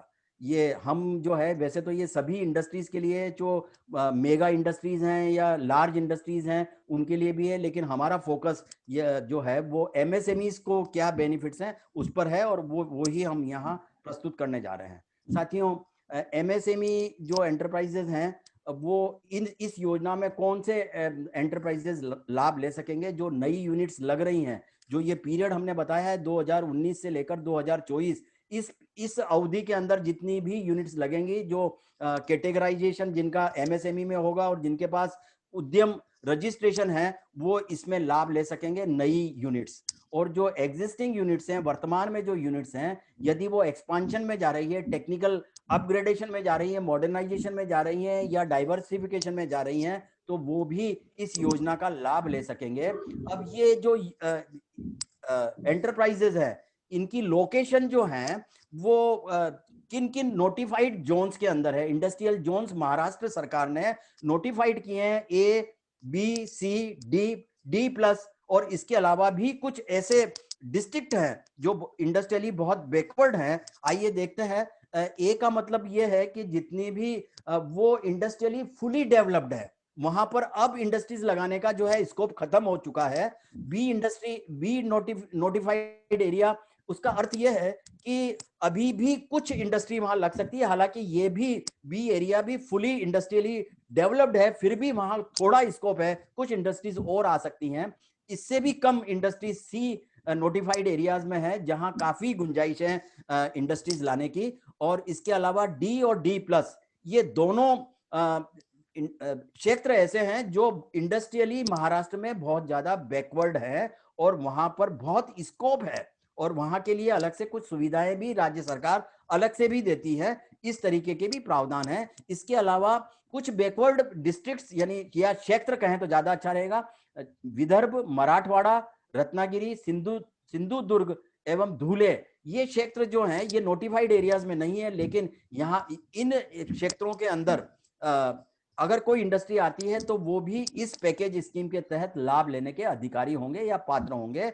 इसके अलावा ऐसे डिस्ट्रिक्ट जो नोटिफाइड ही नहीं है और या नक्सल प्रभावित हैं, या ऐसे क्षेत्र जो इंडस्ट्रीज के लिए एस्पायरेशनल हैं, आशास्पद हैं, वहां पर इंडस्ट्री लगाने का बहुत अच्छा स्कोप है, ऐसे सारे जो क्षेत्र में यदि इंडस्ट्री आती है तो इन योजनाओं का लाभ मिलेगा। मित्रों, आप देखते हैं कि जो हमने नोटिफाइड जोन देखे ए से लेकर डी प्लस तक के या अन्य, उनमें कितनी जो है वो सब्सिडीज मिल रही है। इंडस्ट्रियल प्रमोशन सब्सिडी, इसमें देखिए ये इंडस्ट्रियल प्रमोशन सब्सिडी जो फिक्स कैपिटल इन्वेस्टमेंट के ऊपर मिलती है, इसके अंदर ए एरिया में जो है वो अब सब्सिडी नहीं मिलती है, लेकिन बी से शुरू है। बी के अंदर 30% जो है सब्सिडी है, इसका परसेंटेज 30% है, जो 7 साल के अंदर कंप्लीट किया जाएगा। सी नोटिफाइड जोन के लिए 40% है और 7 साल के अंदर। डी और डी प्लस में ये क्रमशः 50 और 60% इंसेंटिव्स हैं फिक्स कैपिटल इन्वेस्टमेंट के ऊपर, और जो जिसका भुगतान सरकार 10 साल के अंदर करेगी। इसके अलावा जो ये विदर्भ, रत्नागिरी, मराठवाड़ा, सिंधु दुर्ग, धुले क्षेत्र हैं, इनके अंदर सब्सिडीज, क्योंकि ये बहुत ही इंडस्ट्रियली बैकवर्ड एरियाज हैं, इसमें 80% इंसेंटिव्स हैं जो 10 साल के अंदर पूरे किए जाएंगे। और नो इंडस्ट्रीज डिस्ट्रिक्ट और या नक्सलाइट प्रभावित एरियाज हैं, उनके अंदर भी 80% तक, यानी अलग अलग जोन में 30% से लेकर 80% है। बल्कि कुछ जोन ऐसे हैं या कुछ सेक्टर ऐसे हैं कि वहां तो 100% सब्सिडी भी मिल रही है। अब ये सरकार जो है ये सब्सिडी देती कैसे है, इंडस्ट्रियल प्रमोशन सब्सिडी, उसका रिएम्बर्समेंट कैसे करती है, आइए उसको देखते हैं। To new and existing units under expansion would be eligible for refund of 100% gross SGST payable। देखिए ये जितनी भी ये इंडस्ट्रियल प्रमोशन सब्सिडी है, चाहे उसका पीरियड 7 साल का है या 10 साल का है रिएम्बर्समेंट का, वो आपका जितना भी ग्रॉस SGST बन रहा है उसमें जो है ये उसके अगेंस्ट में एडजस्ट होगा, ये जो है, या उसके अगेंस्ट में आपको रिफंड मिलेगा। इस तरीके से इंडस्ट्रियल प्रमोशन सब्सिडी को पेमेंट होगा। यानी आप जितना भी आपका ग्रॉस SGST पेएबल है या आपने पे किया है, उसका रिफंड आपको ईयर वाइज मिलेगा। और जितनी भी एक्सटेंशन में जा रही है ये यूनिट्स, उनको भी ये लाभ मिलेगा। देखिए इसके अतिरिक्त units undertaking expansion will be entitled to equivalent of 80%। एक यूनिट जो ऑलरेडी लगी हुई है, सपोज 10 साल से लगी हुई है, अब एक्सपांशन में जा रही है, तो जो एक्सपांशन का जो अमाउंट है, उनका एक्सपांशन के ऊपर जितना भी प्लांट एंड मशीनरी या फिक्स कैपिटल इन्वेस्टमेंट खर्च किया जा रहा है, उस पर 80% तक जो है ये सब्सिडी प्राप्त होगी, चाहे वो किसी भी जोन में हो, चाहे ए से लेकर डी जोन तक हो या अन्य बैकवर्ड एरियाज में हो, उन्हें जो है ये 80% सब्सिडी प्राप्त होगी। दूसरा, food and agro processing and eligible green energy and biofuel manufacturing units, चाहे ये ए जोन में भी हैं, तो उन्हें अगर वो एक्सपांशन में जाते हैं तो 100% तक इन्हें सब्सिडी मिलेगी। और इनका जो एडजस्टमेंट है SGST का, उसके लिए एडिशनल 2 साल की जो है मर्यादा बढ़ाकर दिए जाएगा। यदि 8 साल है तो 10 साल के अंदर इन्हें ये जो है मिलेगा। साथियों, फिक्स कैपिटल इन्वेस्टमेंट, ये इसके अंदर हर राज्य अपने तरीके से फिक्स कैपिटल इन्वेस्टमेंट की परिभाषा निर्धारित करता है। जरूरी नहीं है कि यहाँ जैसे आप पहला बुलेट देख रहे हैं, इसके अंदर लैंड जो है शामिल की गई है, लेकिन कुछ राज्य ऐसे हैं कि जिनके अंदर बिल्डिंग तो शामिल है, लैंड की कॉस्ट शामिल नहीं है, ऐसा भी होता है। लेकिन महाराष्ट्र में क्या है, आइए वो समझें। लैंड, जितनी भी लैंड की कॉस्ट है, आपने जो इंडस्ट्री लगाई है उसकी जो लैंड की कॉस्ट है, वो आपके फिक्स कैपिटल इन्वेस्टमेंट में जुड़ेगी।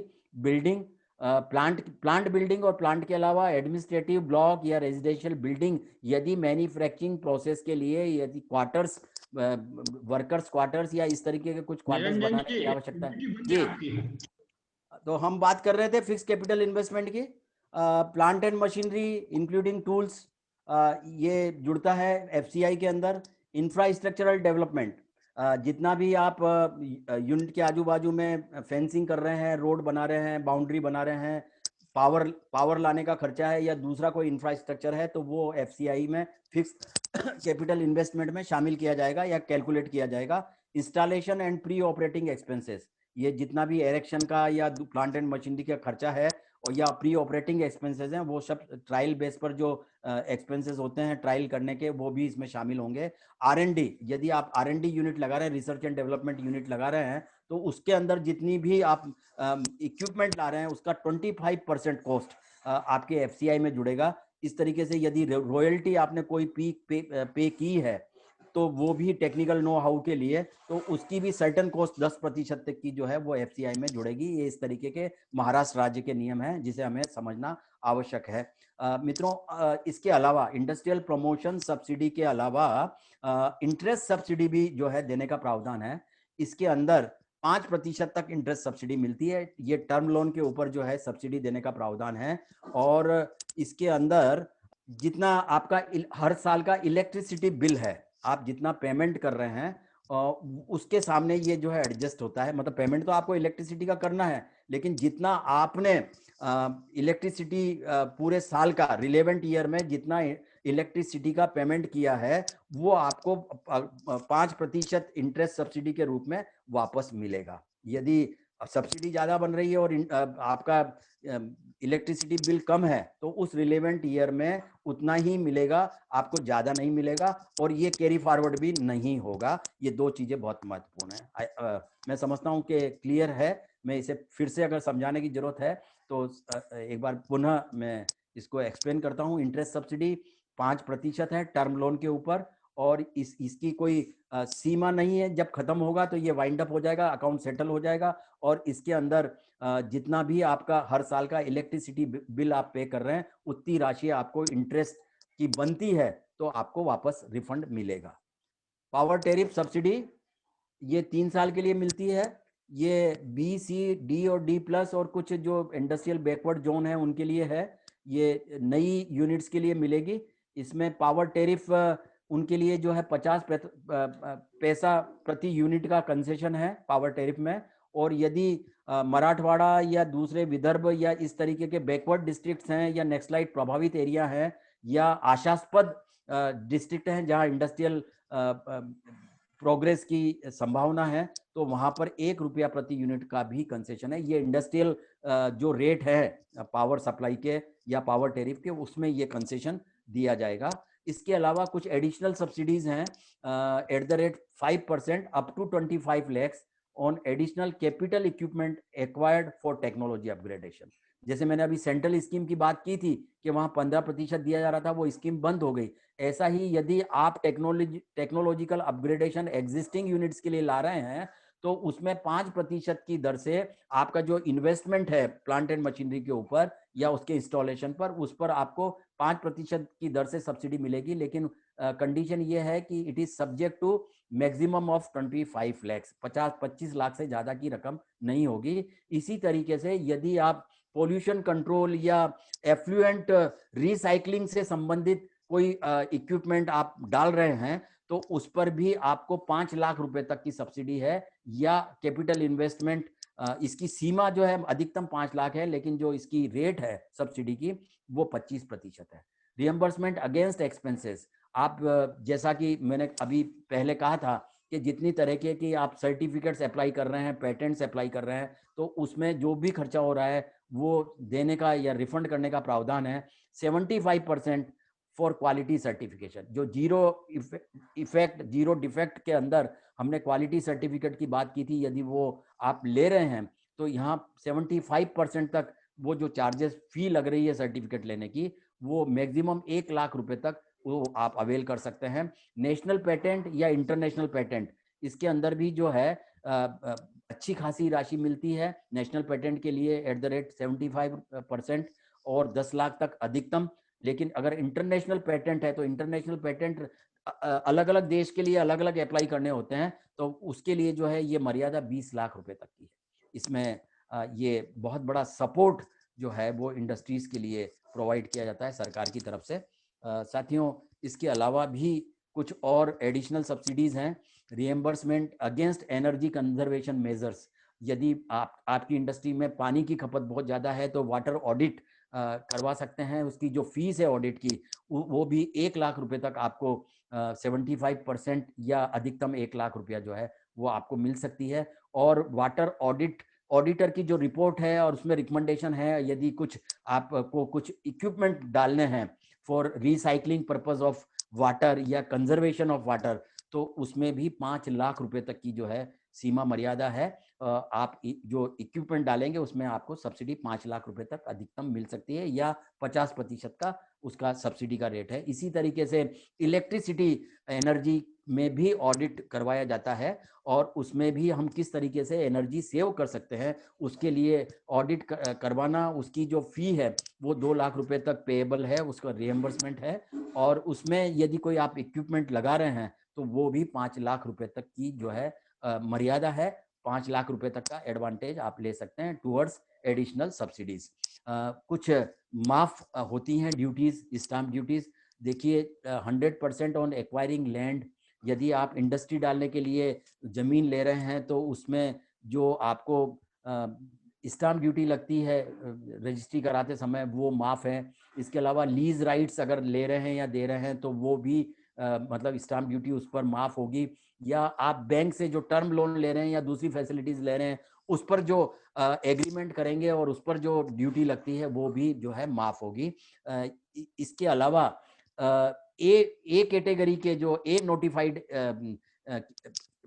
जोन है उसके अंदर, या बी नोटिफाइड जोन है उसके अंदर, यदि आप इंफॉर्मेशन टेक्नोलॉजी या बायोटेक्नोलॉजी से रिलेटेड जो इंडस्ट्रियल आईटी या बीटी पार्क्स में आपकी इंडस्ट्री है और आप किसी तरीके का लगा रहे हैं इंडस्ट्री या एक्सपांशन कर रहे हैं और उसमें यदि कोई स्टाम्प ड्यूटी इन्वॉल्व होती है तो उसमें आपको जो है उसकी माफी मिलेगी, वेवर मिलेगा।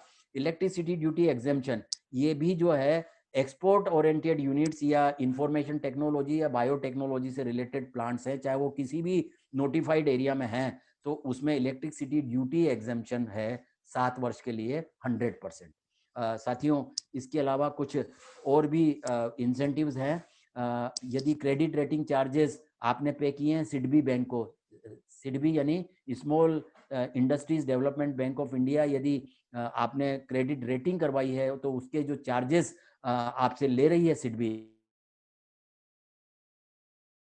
वो भी 40,000 रुपए तक जो है रिएम्बर्समेंट का कायदा है। इसके अलावा ऐसी एस्पायरेशनल यूनिट्स जो स्टॉक एक्सचेंज पर जाना चाहती है, एसएमई स्टॉक एक्सचेंज पर, जो माइक्रो और स्मॉल यूनिट्स हैं, और वो लिस्टिंग करवाती हैं, अपना इशू लाती हैं, उन्हें एक्सपांशन करना है, उन्हें आगे बढ़ना है, तो उसके लिए ये सारे प्रावधान हैं। सरकार भी इसके लिए फंड बहुत सारे जो है उन्होंने क्रिएट किए हैं, जिसकी मैं आगे भी आपसे चर्चा करूंगा। तो इसमें जो खर्चे आप कर रहे हैं इशू लाने के लिए या लिस्टिंग करने के लिए, तो वो 6 लाख रुपए तक के एक्सपेंसेस जो है रिएम्बर्स होते हैं। साथियों, ये अभी सभी राज्यों में लैंड जो है वो प्रोवाइड करने का नियम सा बन गया है। यहाँ पर भी महाराष्ट्र इंडस्ट्रियल डेवलपमेंट कॉरपोरेशन के पास लैंड बैंक है, जिसकी जानकारी आप प्राप्त कर सकते हैं। कहाँ पर कौन सा वैकेंट प्लॉट है उसकी भी जानकारी इनकी वेबसाइट के ऊपर अवेलेबल है। कौन सा प्लॉट खाली है, वैकेंट प्लॉट है, उसकी क्या रेट है, हमें किस रेट पे मिलेगा, आदि आदि सारी जानकारी जो है प्राप्त की जा सकती है। ये अगर आपको ये सारी जानकारी चाहिए तो महाराष्ट्र इंडस्ट्रियल डेवलपमेंट कॉरपोरेशन के वेबसाइट पर जाना होगा। देखिए इसकी वेबसाइट यहाँ आपको नजर आ रही है, www.midsinindia.org। इस पर जाकर आप जो है चेक कर सकते हैं, या आप सिर्फ इतना डालेंगे महाराष्ट्र इंडस्ट्रियल डेवलपमेंट कॉरपोरेशन तो भी जो है वेबसाइट इसका खुल जाता है। इसके अलावा जो बहुत महत्वपूर्ण है वो है single window system.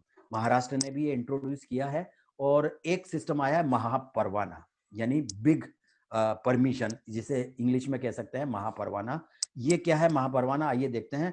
Providing clearance from multiple department with assurance letter, एक लेटर ऑफ इंटेंट जो है महापरवाना के रूप में दिया जाएगा।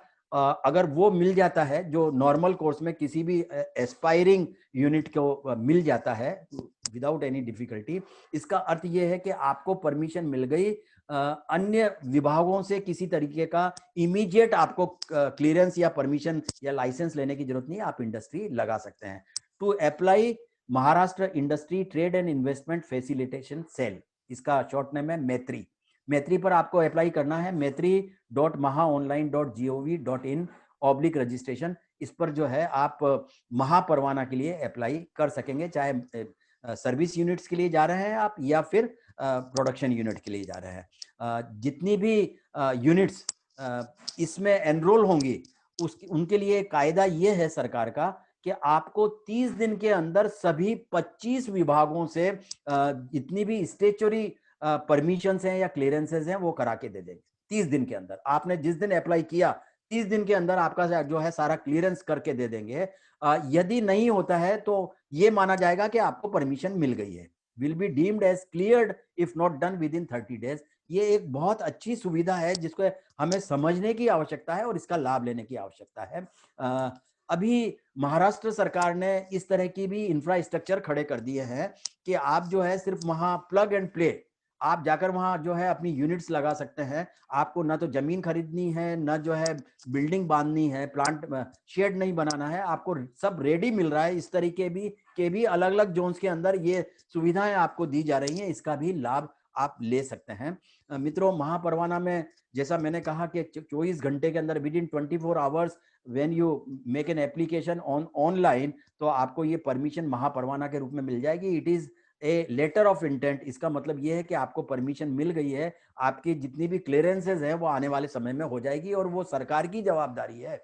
इस तरीके का ये जो है प्रावधान कर दिया गया है। मित्रों, सिडबी के बारे में अब हम बात करेंगे, लेकिन उससे पहले बैंक ऑफ महाराष्ट्र ये भी जो है सिडबी की तरह इंडस्ट्रियल या सर्विस यूनिट्स को कुछ कंसेशनल रेट्स के ऊपर या उनकी विशेष योजनाएं हैं जिसमें वो एंटरटेन करती हैं एमएसएमई यूनिट्स को, इसका लाभ भी लिया जा सकता है। इसमें अलग अलग है, मैं बहुत डिटेल में नहीं जाऊंगा, समय की मर्यादा है, समय पूरा हो रहा है। लेकिन सीजीटी एमएसई के अंदर जो 50 करोड़ रुपए तक के अगर यूनिट्स आ रहे हैं, 0.50 करोड़ यानी 50 लाख तक के अगर यूनिट्स आ रहे हैं तो उनके लिए जो है कुछ प्रावधान है बैंक के द्वारा, वो समझने की आवश्यकता है। बैंक ऑफ महाराष्ट्र की वेबसाइट पर जाकर आप इसको पूरा अध्ययन कर सकते हैं। इसी तरीके से जैसा मैंने कहा था कि एमएसएमई में जितने भी सर्विस प्रोवाइडर्स हैं, चाहे वो इंजीनियर्स हैं, आर्किटेक्ट हैं, चार्टर्ड अकाउंटेंट्स, डॉक्टर्स या हॉस्पिटल्स आदि, वो सबके लिए भी जो है महाराष्ट्र बैंक की विशेष योजनाएं हैं टर्म लोन की या फैसिलिटीज की, उसको भी अध्ययन आप करें, ऐसा मेरा आपसे निवेदन है। साथियों, अब small industries development bank SIDBI ये विशेष रूप से एमएसएमईज के लिए स्थापित या उनको सपोर्ट करने के लिए स्थापित की गई बैंक है। इनकी अलग अलग योजनाएं हैं, मैं योजनाओं की बहुत डिटेल में नहीं जाऊंगा। कुछ 6 योजनाएं मैं शॉर्ट में 2 मिनट में आपको समझाने का प्रयास करूंगा। सिडबी की एक योजना है स्माइल, SMILE। इसके अंदर 25 लाख रुपए तक का प्लांट एंड मशीनरी के लिए टर्म लोन है और 10 लाख जो है वो वर्किंग कैपिटल के रूप में मिलता है। ये रीपेमेंट 10 साल में किया जा सकता है, मॉरेटोरियम पीरियड 3 साल है। यदि आप नई इंडस्ट्री लगा रहे हैं और इस योजना में जा रहे हैं तो 3 साल तक आपको कुछ पे नहीं करना, उसके बाद 7 साल के अंदर ये पेमेंट आपको करना है।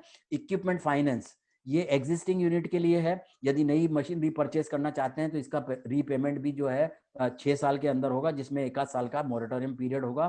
पार्टनरशिप विद OEM, OEM का अर्थ है ओरिजिनल इक्विपमेंट मैन्युफैक्चरर्स।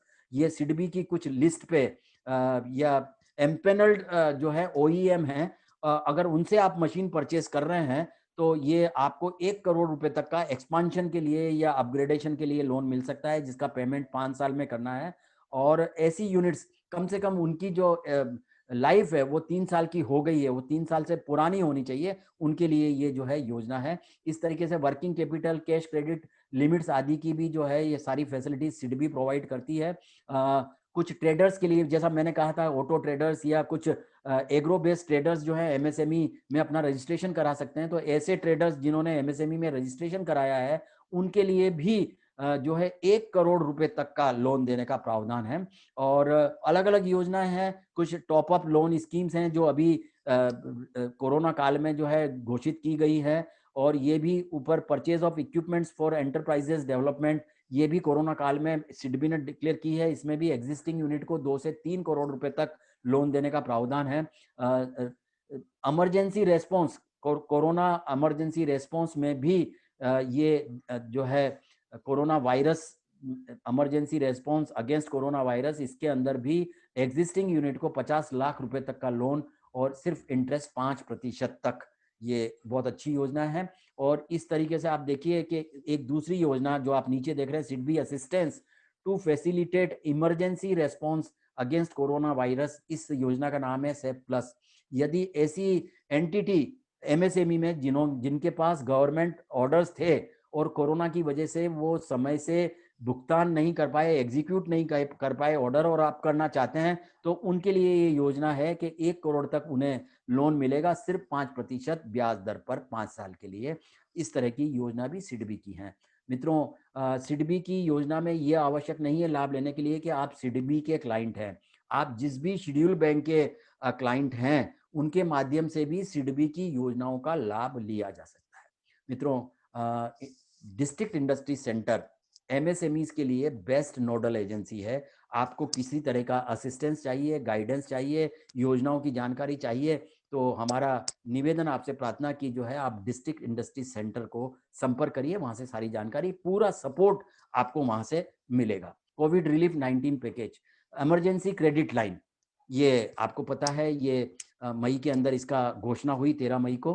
और collateral free automatic loan emergency credit line, ये इसके अंदर जितनी भी आपकी आउटस्टैंडिंग थी, यानी आपने बैंक से जो लोन या कैश क्रेडिट फैसिलिटीज 29 फरवरी 2020 को अवेल की हुई थी, उसका 20% आपको लोन कोलेटरल फ्री मिलेगा, जिसकी सरकार गारंटी दे रही है, इस तरीके का। और ये पहले योजना 30 सितंबर थी, उसके बाद बढ़ाकर 31 दिसंबर की गई, और अब जो है ये योजना 31 मार्च तक है। इसके अंदर 3 लाख करोड़ रुपए का फंड जो है वो बनाया गया।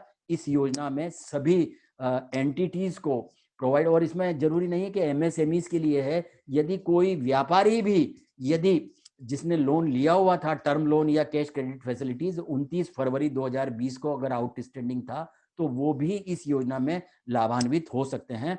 अभी मित्रों, ये पहले जिन एंटिटीज का 100 करोड़ का टर्नओवर था वार्षिक, उनके लिए योजना थी, लेकिन अब इसे बढ़ाकर 500 करोड़ तक कर दी गई है, और 31 मार्च तक ये योजना है। जिन महानुभावों ने या जिन उद्यमियों ने अभी तक लाभ नहीं लिया है, वो अभी भी इसको समझें और लाभ ले सकते हैं।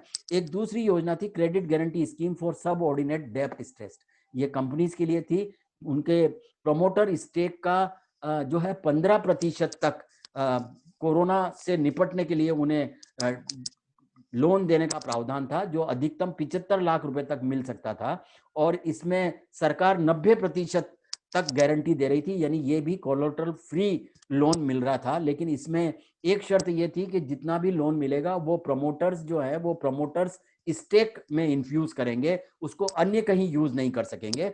और इसमें भी 20,000 करोड़ रुपए का प्रावधान किया गया था, जिससे देश की 2 लाख एंटिटीज जो है लाभान्वित होने वाली थी। साथियों, अभी हमने बात की थी एसएमई स्टॉक एक्सचेंज की, इसके लिए भी सरकार ने 50,000 करोड़ का फंड ऑफ फंड्स क्रिएट किया है, और इसमें जो है जो एस्पायरेशनल यूनिट्स हैं, जो आगे प्रोग्रेस करना चाहती है और आशास्पद हैं, उन्हें जो है इसमें इस फंड को यूटिलाइज करते हुए, और इसके अंदर भी जो है वो एक एडवांटेज ये है कि आपके कुछ प्रतिशत शेयर, शायद 15% तक, वो सरकार खुद जो है बाय करेगी आपके शेयर्स, इस तरीके का प्रावधान है। और मित्रों, ये एक लास्ट हम देखेंगे, interest on subsidy, interest subsidy scheme for exporters. ये जो एक्सपोर्टर्स हैं, इनकी जो प्री और पोस्ट शिपमेंट के ऊपर जो उन्होंने क्रेडिट ली हुई है, उस पर 5% की दर से इंटरेस्ट की सब्सिडी मिल रही थी, और ये 31 मार्च 2021 तक जो है प्रभावी है। इसमें सभी एक्सपोर्टर्स ने लाभ भी लिया है, ये सिर्फ आपकी जानकारी के लिए है। मित्रों, जो डेफरमेंट ऑफ लोन इंस्टॉलमेंट का मामला था, आपको पता है कि पहले 3 महीने के लिए हुआ, फिर जो है बढ़ाकर 30 सितंबर तक किया। आपको जो ईएमआईज भरनी थी लोन के अगेंस्ट में, उसको जो है 6 महीने या 30 सितंबर तक डेफर किया था। उसके बाद सुप्रीम कोर्ट के अंदर जो है वो केस गया कि साहब हम इंटरेस्ट पर इंटरेस्ट नहीं लेना चाहिए, तो अल्टीमेटली ये जजमेंट आया कि जो है कंपाउंड इंटरेस्ट नहीं लिया जाएगा, जो नॉर्मल इंटरेस्ट है वो ही जो है चार्जेबल होगा। इस तरीके से ये डेफर्ड लोन पेमेंट जो है ये एक स्कीम आई थी और इसका लाभ लगभग हम सभी ने लिया है। मित्रों, इसमें ये भी प्रस्तावित किया गया कि 200 करोड़ तक के जितने भी टेंडर्स होंगे वो ओवरसीज सप्लायर्स को जो है फ्लोट नहीं होंगे। अभी जो है ये देश में ही जो है ये 200 करोड़ तक के टेंडर फ्लोट किए जाएंगे और इसमें एमएसएमई सेक्टर को प्रायोरिटी दी जाएगी। ई मार्केट लिंकेज एक ऐसा प्लेटफॉर्म भी क्रिएट किया जाएगा कि एमएसएमई सेक्टर्स जो हैं इसका लाभ ले सकें। जिस तरीके से अमेजॉन, फ्लिपकार्ट या इस तरीके के प्लेटफॉर्म हैं, उसी तरीके का प्लेटफॉर्म जो है एमएसएमईज के लिए ई मार्केट लिंकेज जो है वो निकट भविष्य में होगा, जिसका लाभ भी जो है ये हमारी सब यूनिट्स ले पाएंगी। जो डोमेस्टिक प्रोडक्ट्स में है उनको तो बहुत बड़ा लाभ इससे मिलेगा। और इंडस्ट्रियल प्रमोशन सब्सिडी हर राज्य देता है और वो क्योंकि लेट आती है, सब कुछ आता है, तो कोविड रिलीफ पैकेज में ये जो है रिक्वेस्ट की गई थी स्टेट से यदि किसी भी एंटिटी की इंडस्ट्रियल प्रमोशन सब्सिडी रुकी हुई है तो उसे इमीडिएट जो है रिलीज किया जाए। इस तरीके के आदेश केंद्र सरकार के द्वारा जारी भी किए गए थे। साथियों, ये एमएसएमई समाधान पोर्टल है।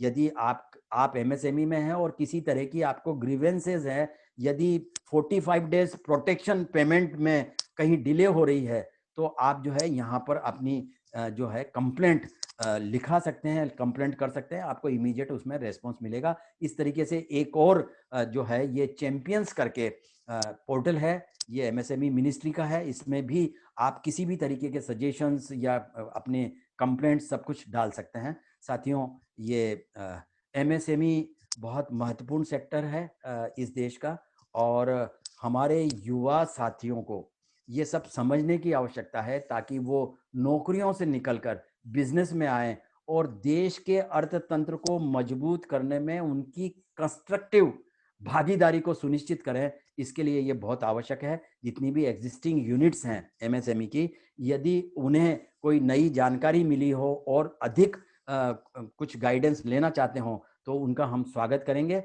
मेरा ये नाम, मेरा टेलीफोन नंबर है, इसे नोट कर लीजिए, इसका स्क्रीनशॉट ले लीजिए। मुझे आप ईमेल भी कर सकते हैं। हमारे जितनी भी आपकी क्वेरीज आएंगी वो हम समय समय पर उनको जो है जवाब देंगे आपको, और हम प्रयास करेंगे कि आप जो मार्गदर्शन लेना चाहते हैं और उसके माध्यम से आगे बढ़ना चाहते हैं उसमें आप सफल हों। आपने सुना, मैं आपका धन्यवाद करता हूं।